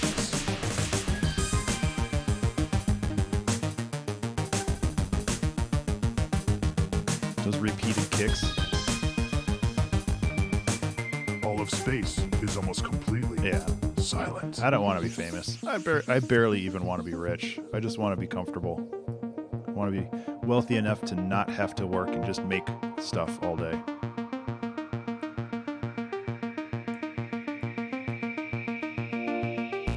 I honestly feel like that's a lot of One of Saturn's moons is walnut-shaped our because it's generation. absorbed some of Saturn's rings. Like, it's not about collecting wealth as much as it's just being comfortable with what we have, you know? The largest Hopefully. asteroid in the solar system is 329 miles in diameter. Thank you, Ben. That's perfect. Ben's feed. Oh, man. All of the planets in the solar system could fit between the Earth and its moon.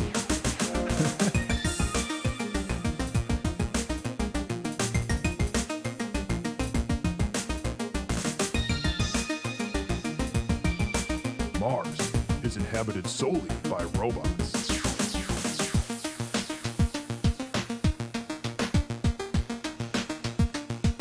No, I don't. I like this little breakdown with There are the... more trees on Earth than stars in the Milky Way. This song honestly has a lot of really cool bits to it too, where it has this chord change, which happened a little bit ago, and then it changed to this like kind of bit compressed. But there are more stars in the universe than grains of sand on Earth.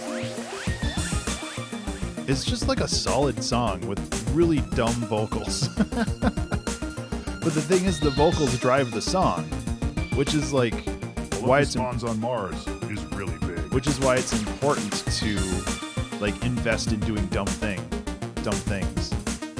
You have more sauce. I don't know what the A day on FI/RE thing Venus is. is longer than a year on Venus. Yeah, absolutely. That last fact there, that a day on Venus is longer than a Blueprints year for the on moon Venus, landing will probably still be there millions of years from now. is pretty interesting. Where like the planet rotates so slow that it goes around the sun faster. Copyright BuzzFeed. Copyright BuzzFeed. You gotta have that at the end.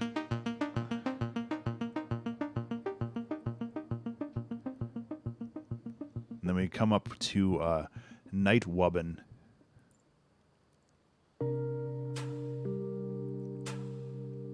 Right, Em? I like this song a lot.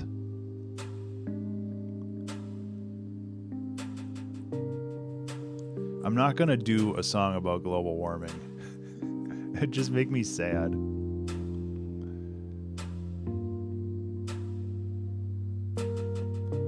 So that chord that I use is something that I've been using a lot. It's like this C major or minor 7. Oh, my piano stopped working again. I don't know why Ableton's just like shit in the bed sometimes.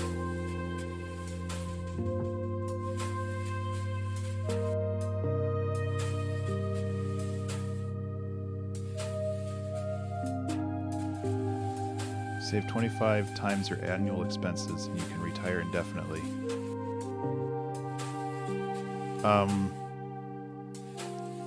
It'd be like C, D, A flat, or A sharp. I guess that would be B flat. Sorry, Ableton just like totally shit the bed.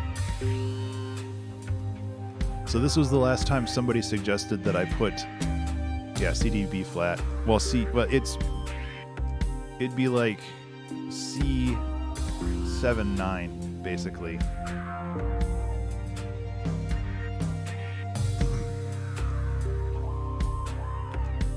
Yeah, sure. So yeah, this was the last time somebody suggested I put dubstep into one of my songs during the 2-hour track challenge. So I'm like, I guess I got it now. I hear those are explosive. Yep, saw that coming.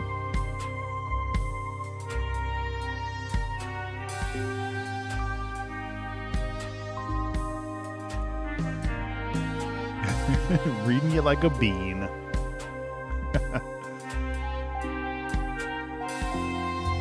I just love how chill this track is.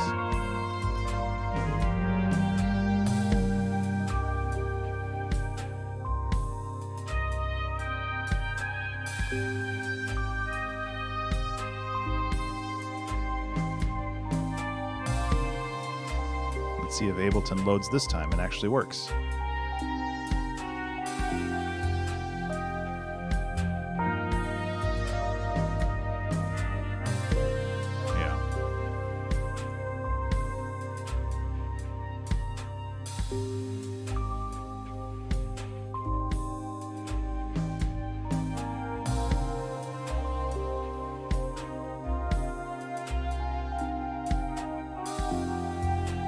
Oh my god.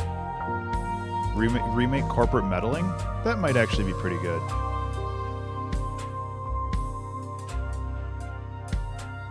$365th 2-hour track challenge though. God, that's a ways away. That's like 3 years away, dude. 3.5 years almost.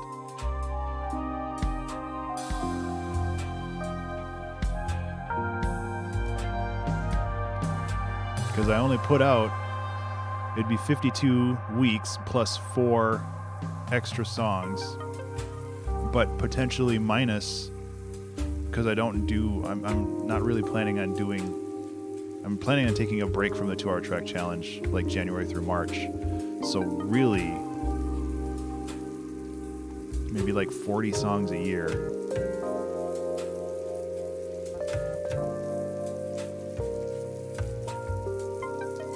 I really like this song.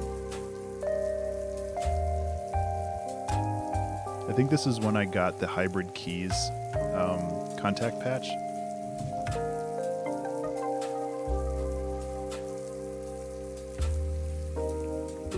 And then I needed to add more dubstep here, so I did some like chopped vocals.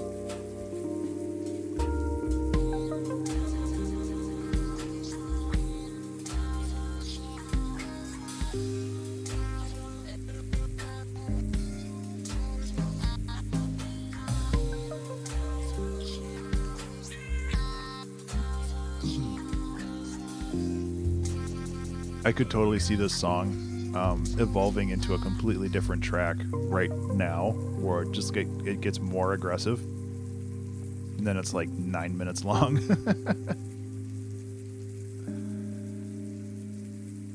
Uh-oh. Hopefully a good idea. And then we get into a lot of shorter songs. Well, shorter as in like 4 minutes or less. It's a broken version of it. Interesting.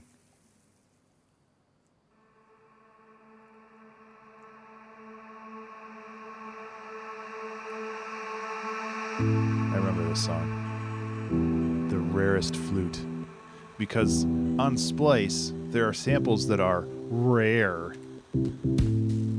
As if, like, digital distribution is going to limit it or something. And the sample, that was the sample, but it wasn't even very good because it was a hard clipped at the end, so there was like this tick sound because it didn't zero out at dB. This is when I started having problems with Splice. I still use it, but I don't like it as much as I used to. Exactly, Em.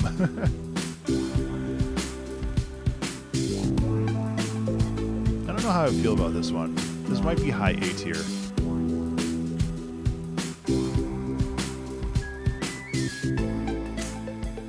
then.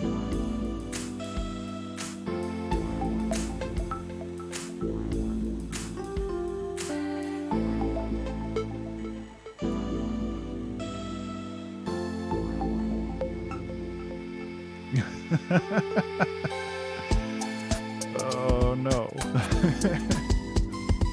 Thank you, Em.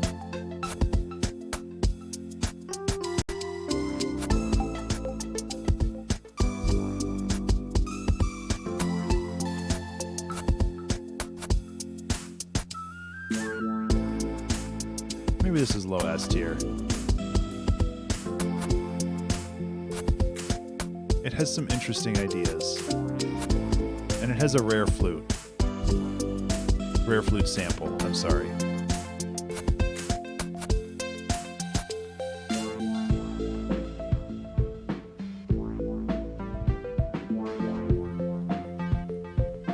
It has this really cool breakdown too. I forgot about this.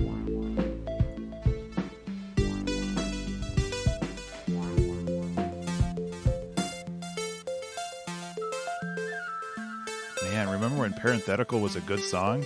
Look how far down it's gone.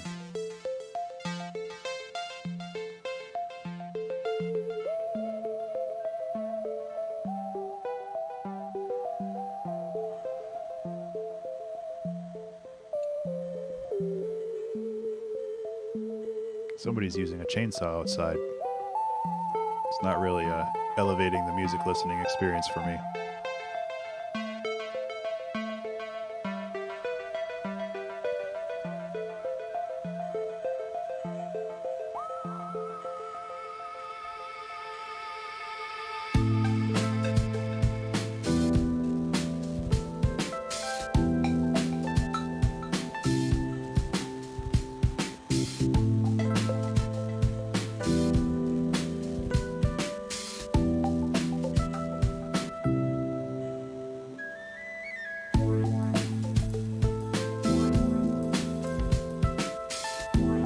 Yeah, it's just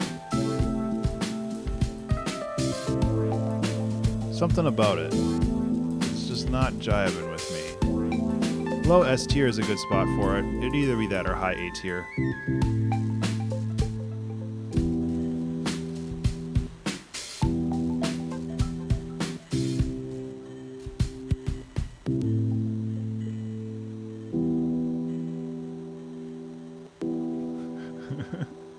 I bet you could make a pretty cool ambient song out of a chainsaw. I don't remember Mechanical City at all. Oh yeah, it's got that cool bass that I think I used earlier with a different track.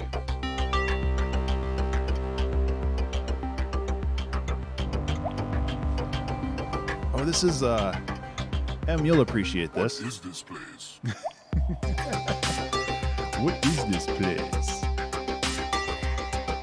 Recurring, another recurring sample.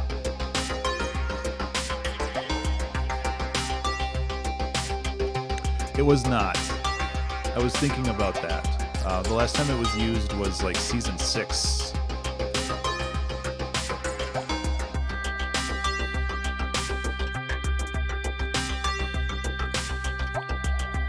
Oh, season 7.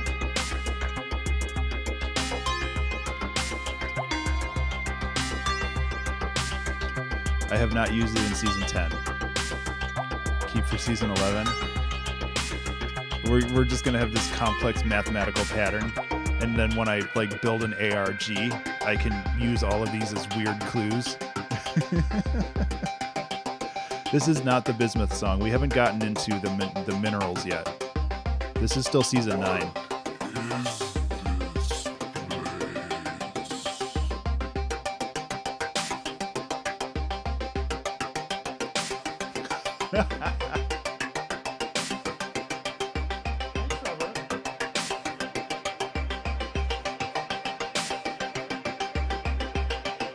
I don't know where to put this though. I really like this song, honestly.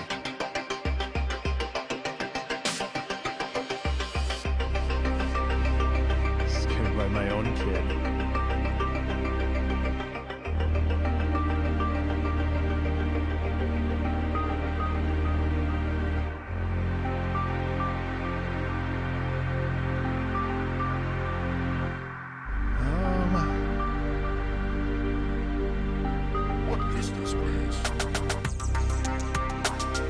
I think that's a good place for it. Kind of like mid-low S tier.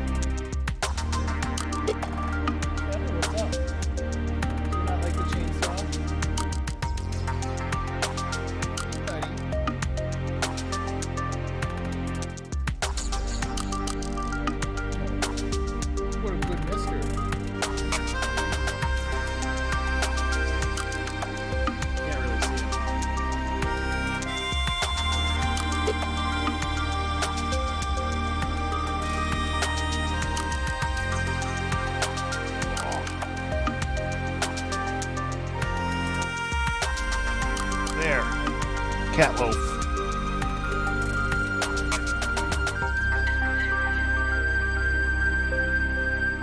Here. Let's go like this.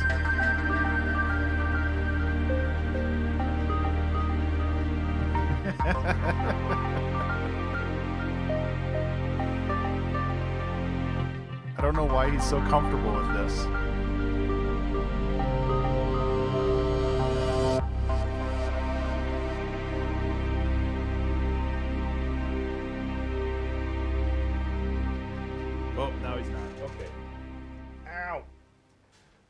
Hey, no cats on the desk.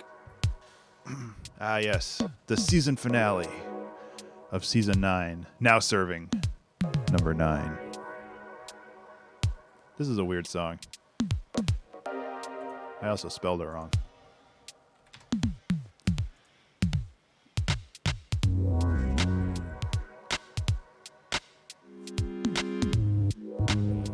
Yeah, I like this one.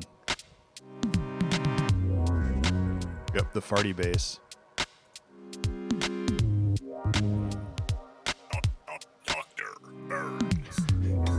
Dr. Burns. I think that was Carbonic. I can't remember who submitted that. It made me laugh, though.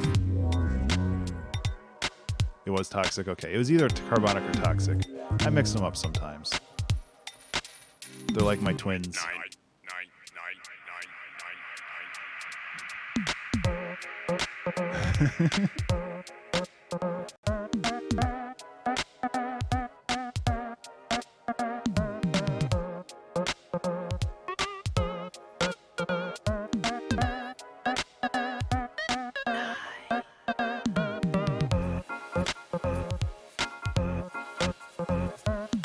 I don't know where to put this though. I think kind of mid A tier.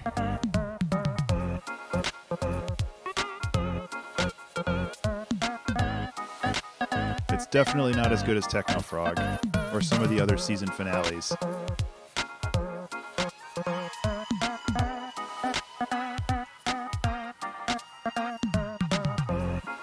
No M. That's a hard no.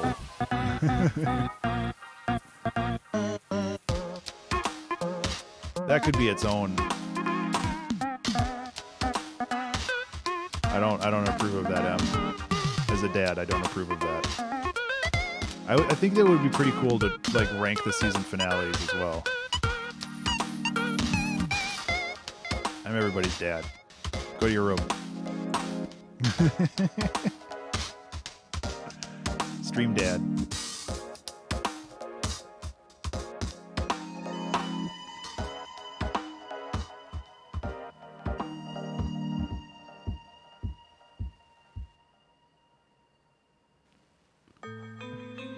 Forgot your shadow. Okay, so now we're on season 10. This is all season 10.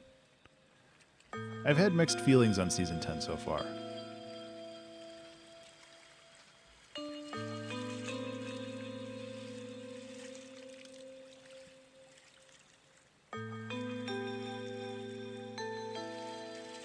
I think there are definitely memorable songs in it. The mineral aesthetic, yeah. I think I'm going to try to keep that too, like try to pick a theme for every season.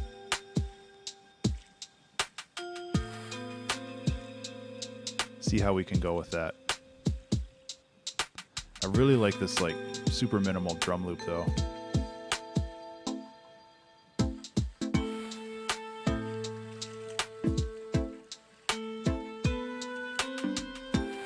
This is another really mature melody.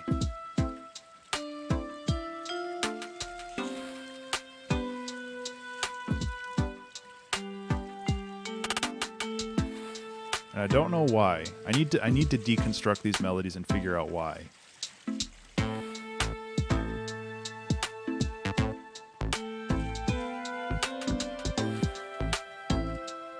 I don't know if it's like super high S tier, but it's definitely up here.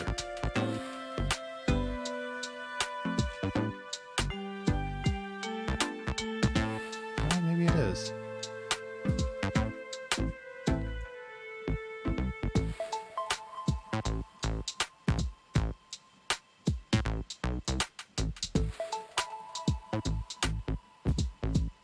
I still have my giant bismuth chunk on my desk. This thing's so heavy. Yeah, I still have this thing on my desk. I need to put it back.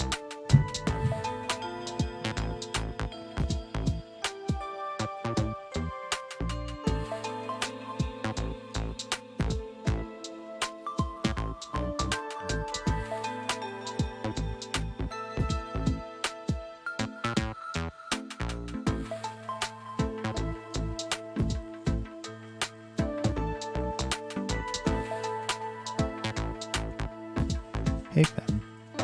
How's it going? Sorry, I was just looking at something.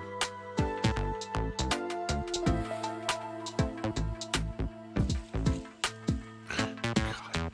Well, you be safe. Don't hurt yourself.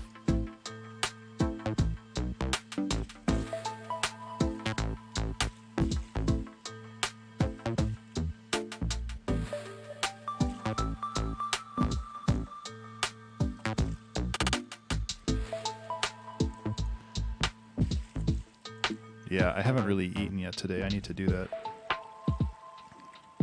We're going out. We're going to get an eye exam after this.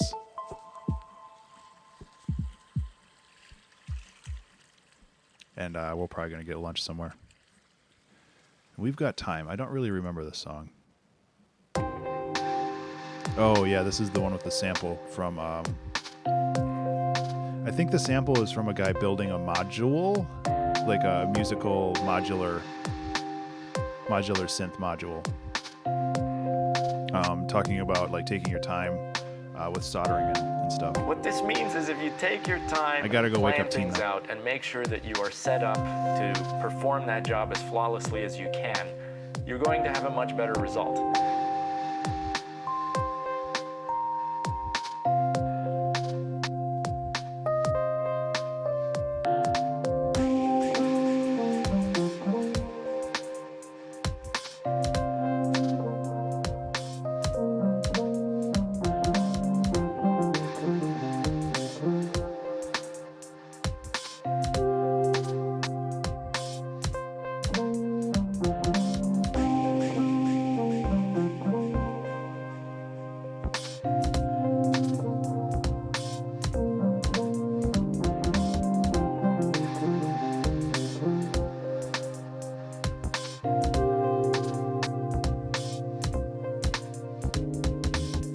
Worst thing you can do is rush through something and then take 3 times as long as you need to because you have to troubleshoot all these weird issues.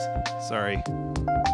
And what's even worse than that is you end up with lingering doubts as to whether your workmanship is good. So don't be that person. Take your time and really enjoy the process as much as you can. It's like mid-A tier. Try to make the product as perfect as you can. Then you'll be able to rely on this thing for years to come. Or maybe high A tier. I like it. I think it's a neat song. I really like that super soft lead.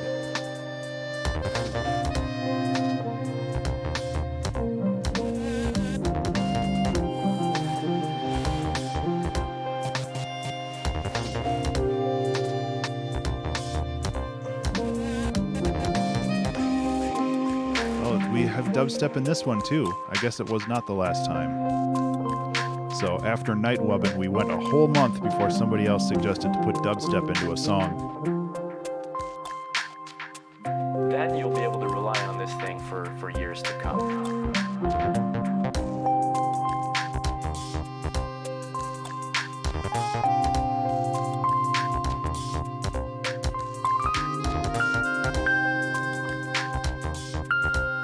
Ooh, it's a little loud.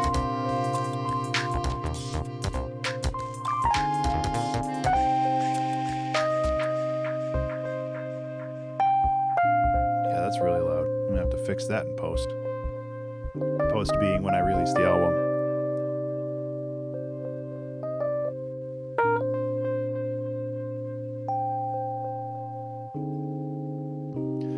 Okay, now we get into the minerals. We start with Fool's Pirate, which is pyrite, also known as Fool's Gold.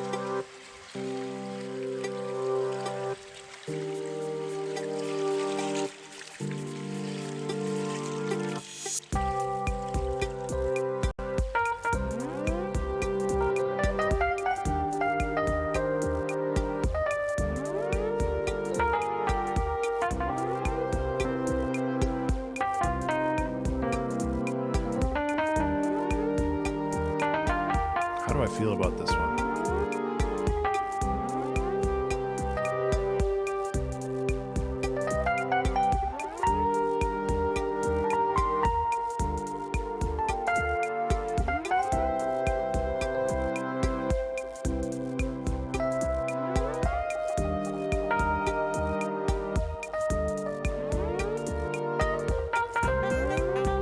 Okay, thanks for hanging out so long, man. I appreciate it. Hope you have a good day. Yeah, I know the feeling. I remember somebody suggesting that I add a saxophone to this, and I was like, hell yeah, I can do that.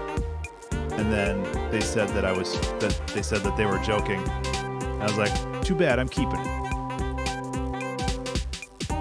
Thanks. Hope I pass.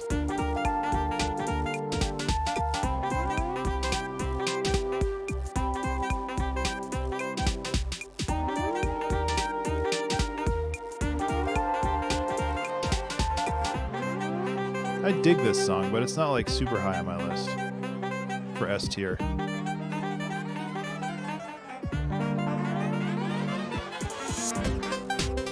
Oh, maybe it is.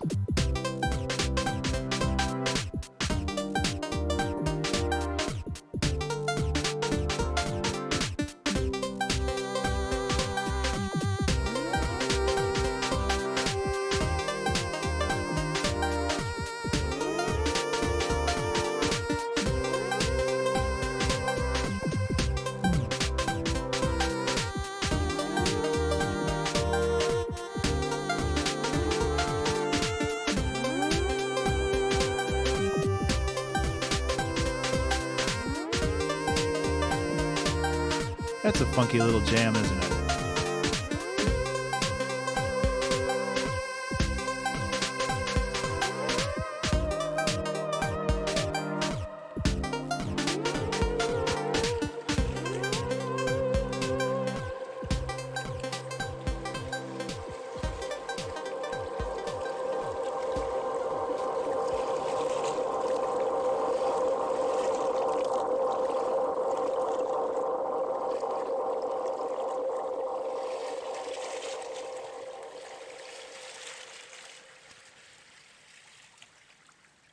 All right, now we have the 2-hour album challenge, Volume 7.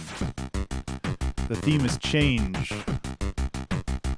So it's about give me your quarters. Arcade machines and whatnot.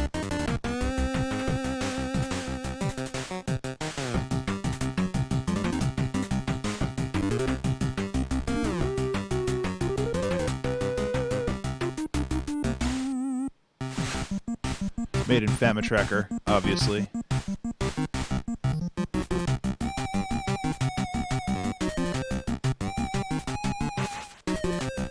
I really like the rhythms in this one, though.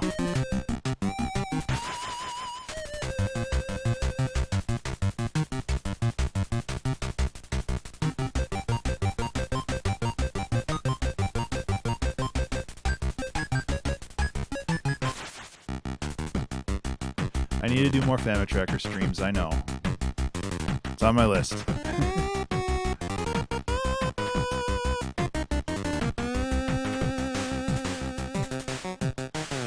Yeah.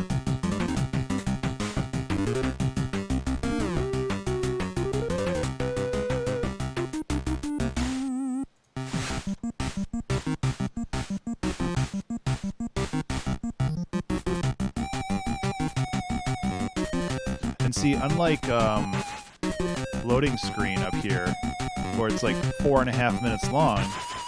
This one loops a couple times and it's still under the 2-minute mark. And I think that this makes it more listenable, even though it loops twice. You know, it's just kind of like, it gets the idea and then it gets out of there. And I think that that's important.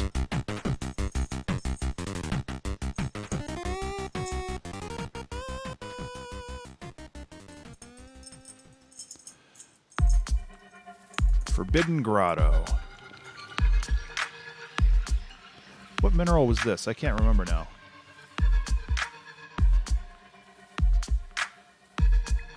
Because the ammonite was Fibonacci's ancestor.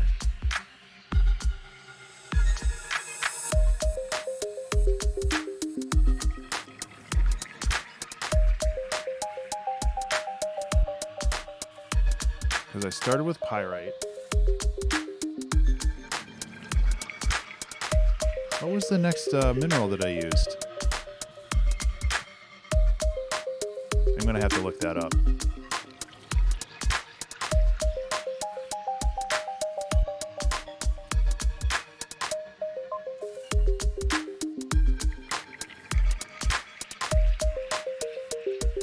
Oops, that's the wrong song. I went to the song instead of the... Hi. Oh, okay, so I did use malachite.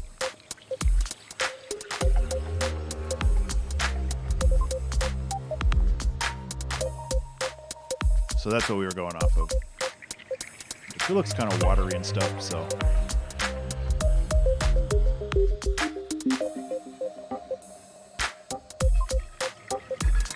Yeah, malachite's really pretty.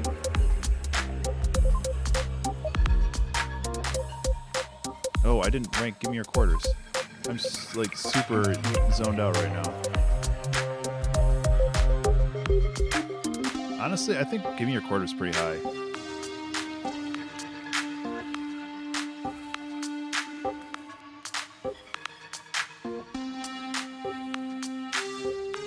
And this song, I think, is a little lower than that.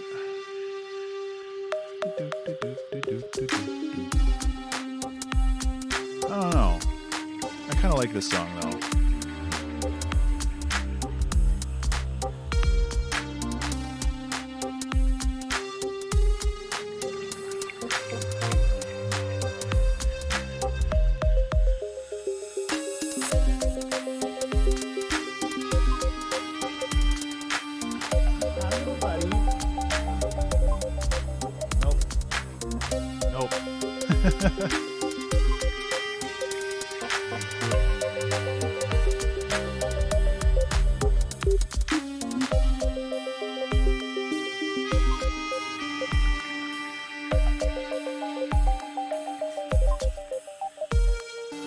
Trying to get the kitten over here so you guys can see him.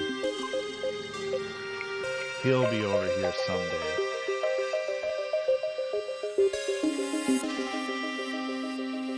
Yeah, I don't know. I feel like this is really more down, like... It's okay. I feel it's better than that, though. Kind of like the low S tier. Fibonacci's ancestor is ammonite.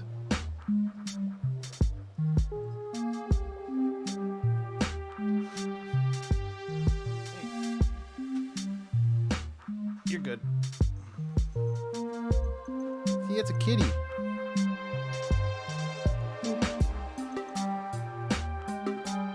Are you bringing him downstairs? I'm gonna take him downstairs. Okay. Hi. I'm sure he'd be fine, but streaming. Yeah, I get it. Okay, you gotta let go now.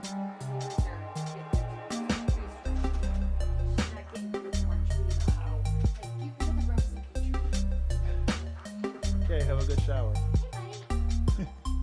He's a cutie.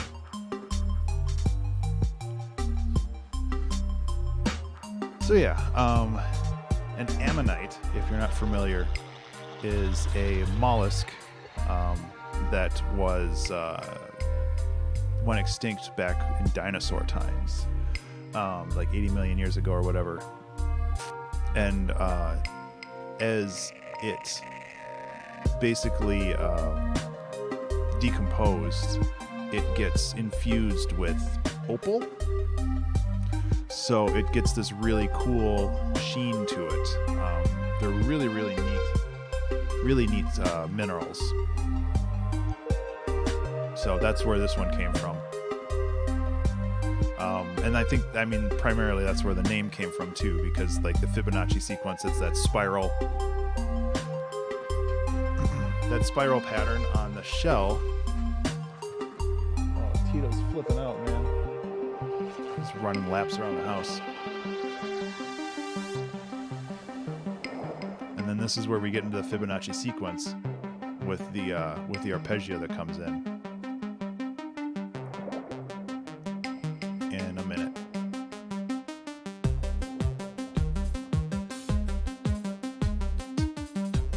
I like this rhythm though, it's cool.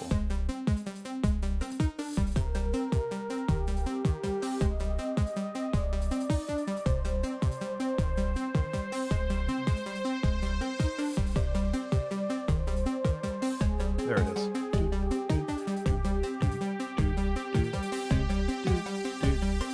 So what that is that's the Fibonacci sequence based off of intervals. Except, once we get into the higher numbers, it gets scaled down in octaves so it fits. And it turned into this really interesting arpeggio that I wanted to explore further because we figured that arpeggio out like 15 minutes left in the stream. So what we did is we decided that the next stream would expand off of this idea, which was a first for the stream. So we have Fibonacci's ancestor, and then we move on to Fibonacci's legacy, which takes that general idea.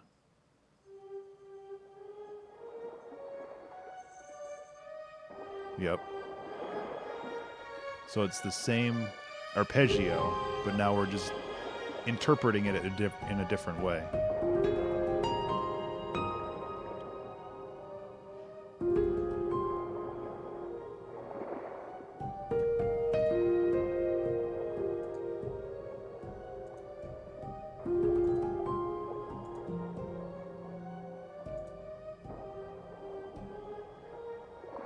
Which I actually really like this song. I'm getting really bad at ranking things. I'm sorry. I'm actually getting a little tired. But we're almost done, so I'm not too worried. With the kitten around, we've been sleeping separately because I want to make sure that all the cats are able to sleep next to somebody, but we can't have the kitten and the cat sleeping next to each other yet, so it's been kind of a rough week. So I started with the arpeggio and I didn't really know where to go with it. So what I did is I took those notes in the arpeggio and I turned them into the bass notes for chords. So you're still hearing the arpeggio, it's just kind of spread out amongst these jazzy piano chords, which is a really cool way of accomplishing and trying some new things with chord progressions.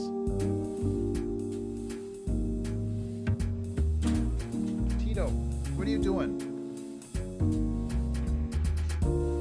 I actually really like this song a lot.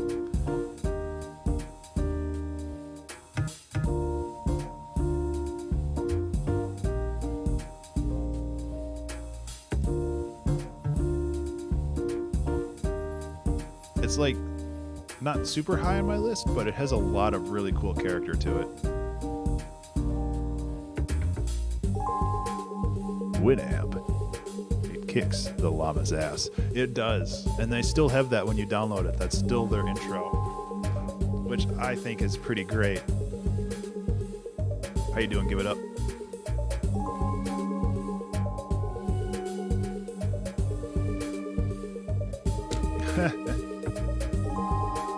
Good to hear.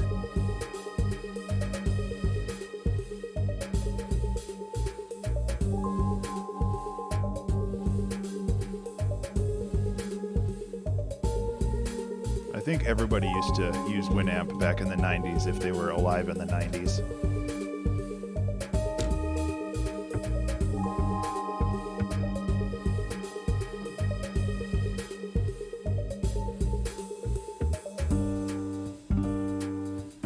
Another thing about this song is since we were basing it off the Fibonacci sequence, we changed the time signature a lot. Because it started in 13/8, then it went to 8/8, and now it's in 5/8. 1, 2, 3, 4, 5, 1, 2. Maybe it's not in 5/8. I can't remember, but I know that we like chose numbers in the Fibonacci sequence to build the time signature as well.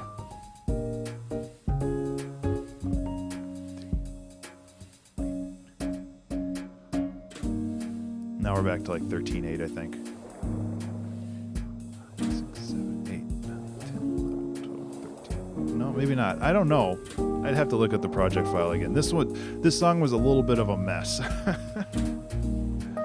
It was a fun mess, but it was a bit of a mess.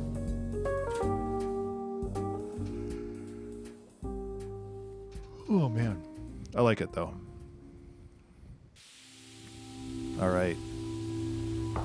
So this song we are talking where we were inspired by the mineral amber, which I didn't actually have an amber. I was showing a calcite in the video, not an amber.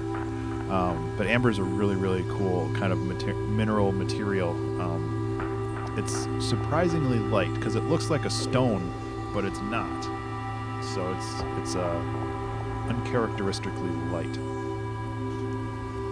And then we were just trying to figure out how we could make a song based around that. And I was kind of thinking like not gooey or like kind of trapped or suspended, which is where we came with this really interesting ambient song.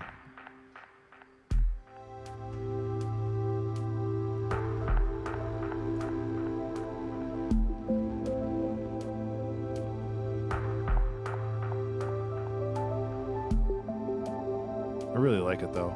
It's very mesmerizing.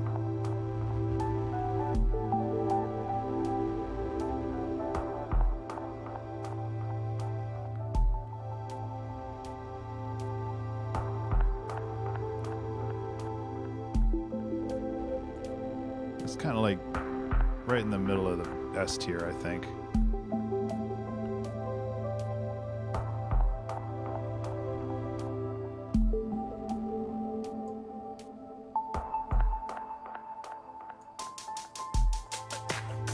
That's hard to gauge.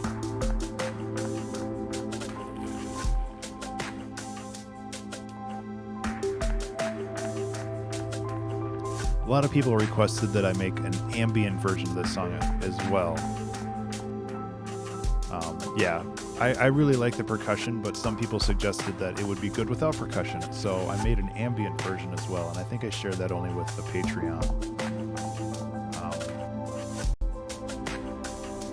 Thanks, Pizza. I'm really glad that you chime in with this kind of stuff because sometimes it's really hard for me to choose where to put this, and I need an outside source. I need somebody else to tell me if I'm doing things okay.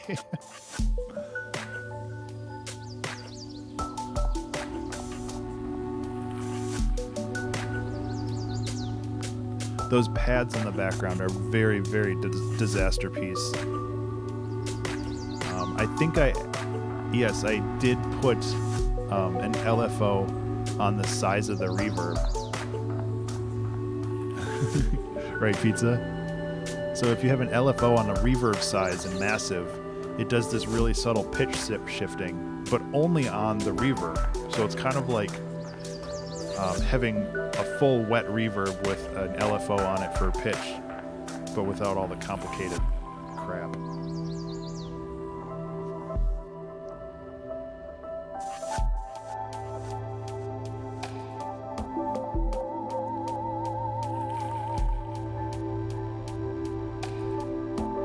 I like that I'm getting back into using the Git Wood pack.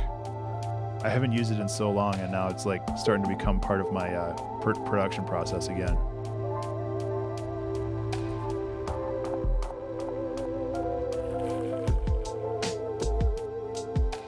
This is the same drum that I used in NGC 6263 as well. But I don't care, because it's a really good loop.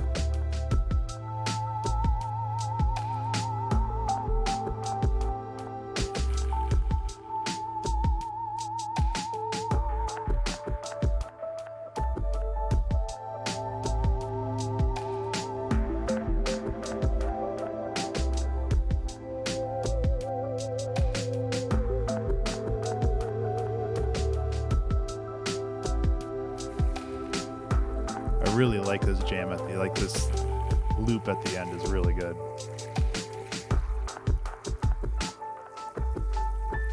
It's like part of me was just like, I could make an entirely different song off that jam. And, you know, it's like, I could probably do that at some point. Maybe I could make it an apple and amber instead of an orange.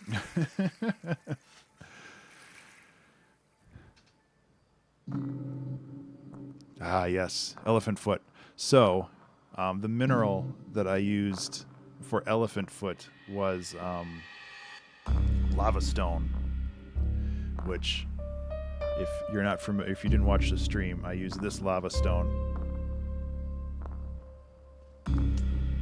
which I keep on my desk. Eat everything you cook before you finish cooking? Yeah, sometimes. So I started listening to doom jazz again, or dark jazz. And it's a genre that I cannot escape. I love it too much.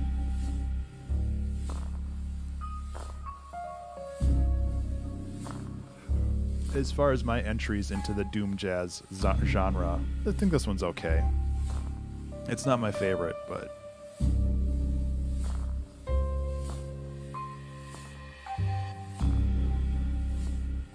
it definitely feels ominous.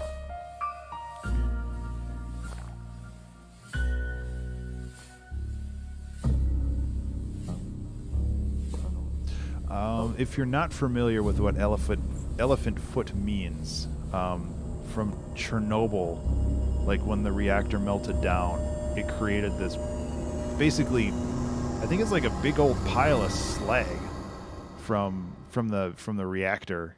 That's probably the most radioactive part of the Earth. Yeah. Radioactive like place on Earth is this elephant foot. It's called that because it looks like this big chunk of like, it looks like a big elephant foot, or at least it used to.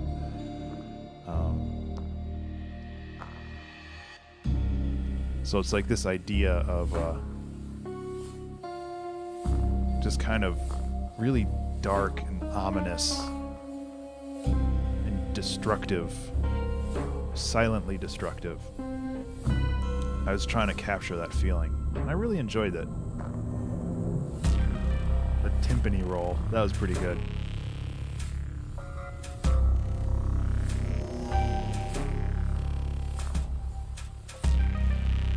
I also was very intentional about not putting things on the beat for those drums.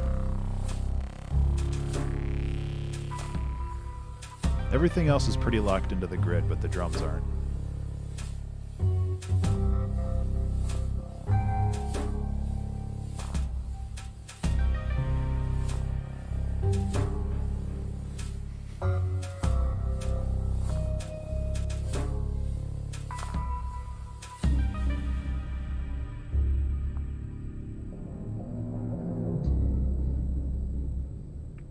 I feel this transition into piano could have been done better.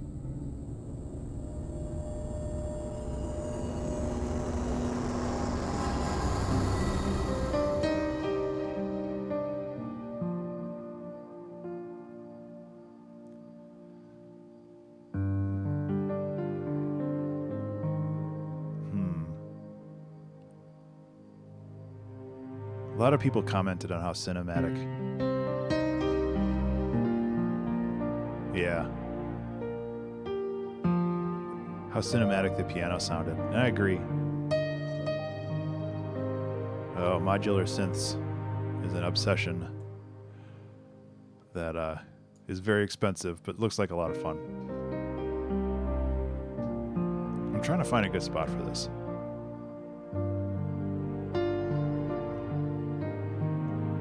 It's just a little awkward of a song.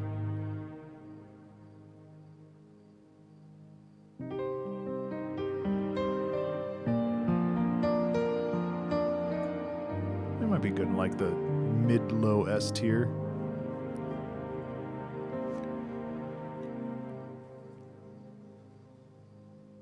It's a good song, though. I like it a lot. So Quadrilateral Rainbow was inspired by the mineral bismuth, which looks like this. I have a big one on my desk that I haven't put back yet from the stream. So this is what bismuth looks like. This is how it grows naturally, aside from it being in a bowl. So I talked about bismuth before.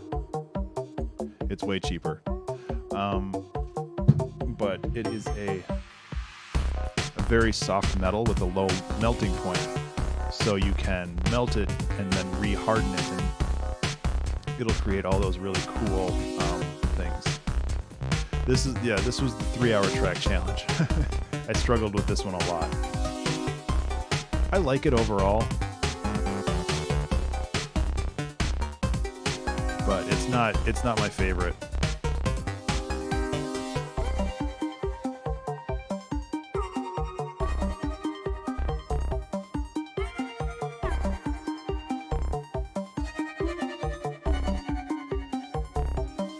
Yeah. Kind of.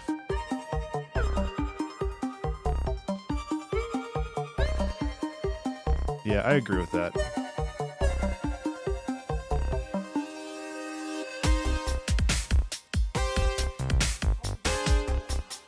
Oh.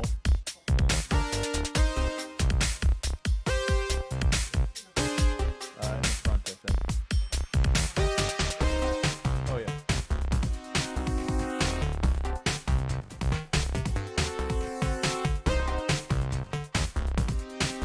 Really? We've got time.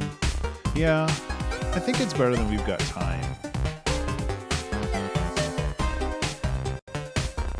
I'll meet you halfway.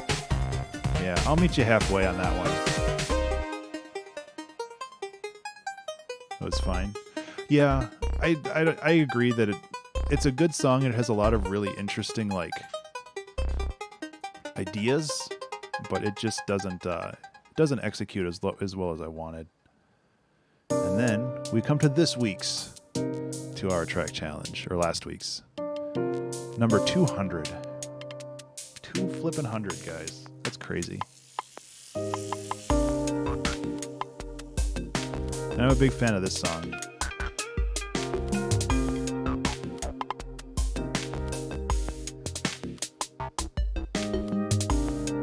But I am using that same chord a lot. I used it here. Oh, there it is. The Madame Berry saga continues.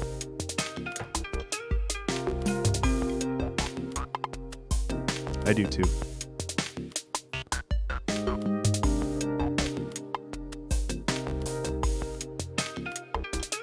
Honestly, it really should go up here.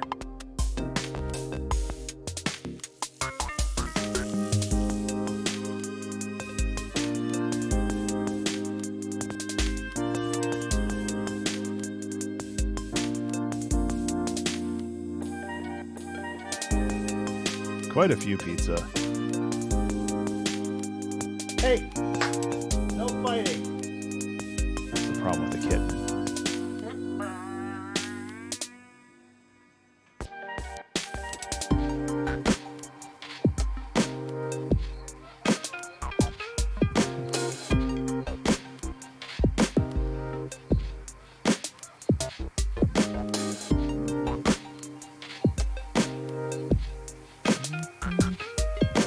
Noticed a pattern, huh? I'm curious.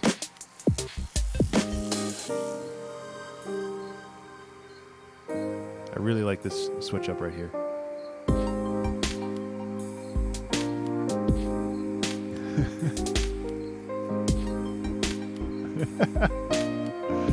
Maybe that's just because you're not around and somebody else is, which means toxic or M or carbonic. Goes a little off the wall, or me. I guess I am the one that wants to name a song the Forbidden Donk. And what was the other one? The Dad Whisperer. Oh, I like this song though. Yeah, so that is finally the top 200 songs ranked. I will probably do this when we have another 50 songs to rank, so in a year I will be back probably to do another 50 songs to add to this list. And I think that we can keep this tradition going. I think that would be a lot of fun. Because I don't want to rank it at the end of every season, because I think that that's too quick. And it's nice to have a group of 50 to have like a long stream to listen to all of them and kind of retrospect a little bit. What's the most recent F tier you have? Robocalypse. No, Terminal Velocity, I think. Like I don't expect to put many more in this, and honestly, I don't expect to put many more in the B tier either. Because I kind of rank these by the listenability to them more than anything else. Here, I'll expand this out so you can see everything. Oh, thank you, Fen. Love you too. You guys are the best. Yeah, that is where we're at. It's crazy. Cats. So what I'm going to do, I'm going to get going. I have an appointment to get to. So I'm going to raid Liz. And hopefully everybody here has a good rest of the day. And thank you again so much for helping out. Oh, sorry, Geyser. Gestalt. Yeah. This will be up on YouTube, so you can check it out on Monday. Otherwise, you can check out the VOD. So, again, guys, thank you so much for hanging out. I really appreciate it. I hope you have a good one. Take care.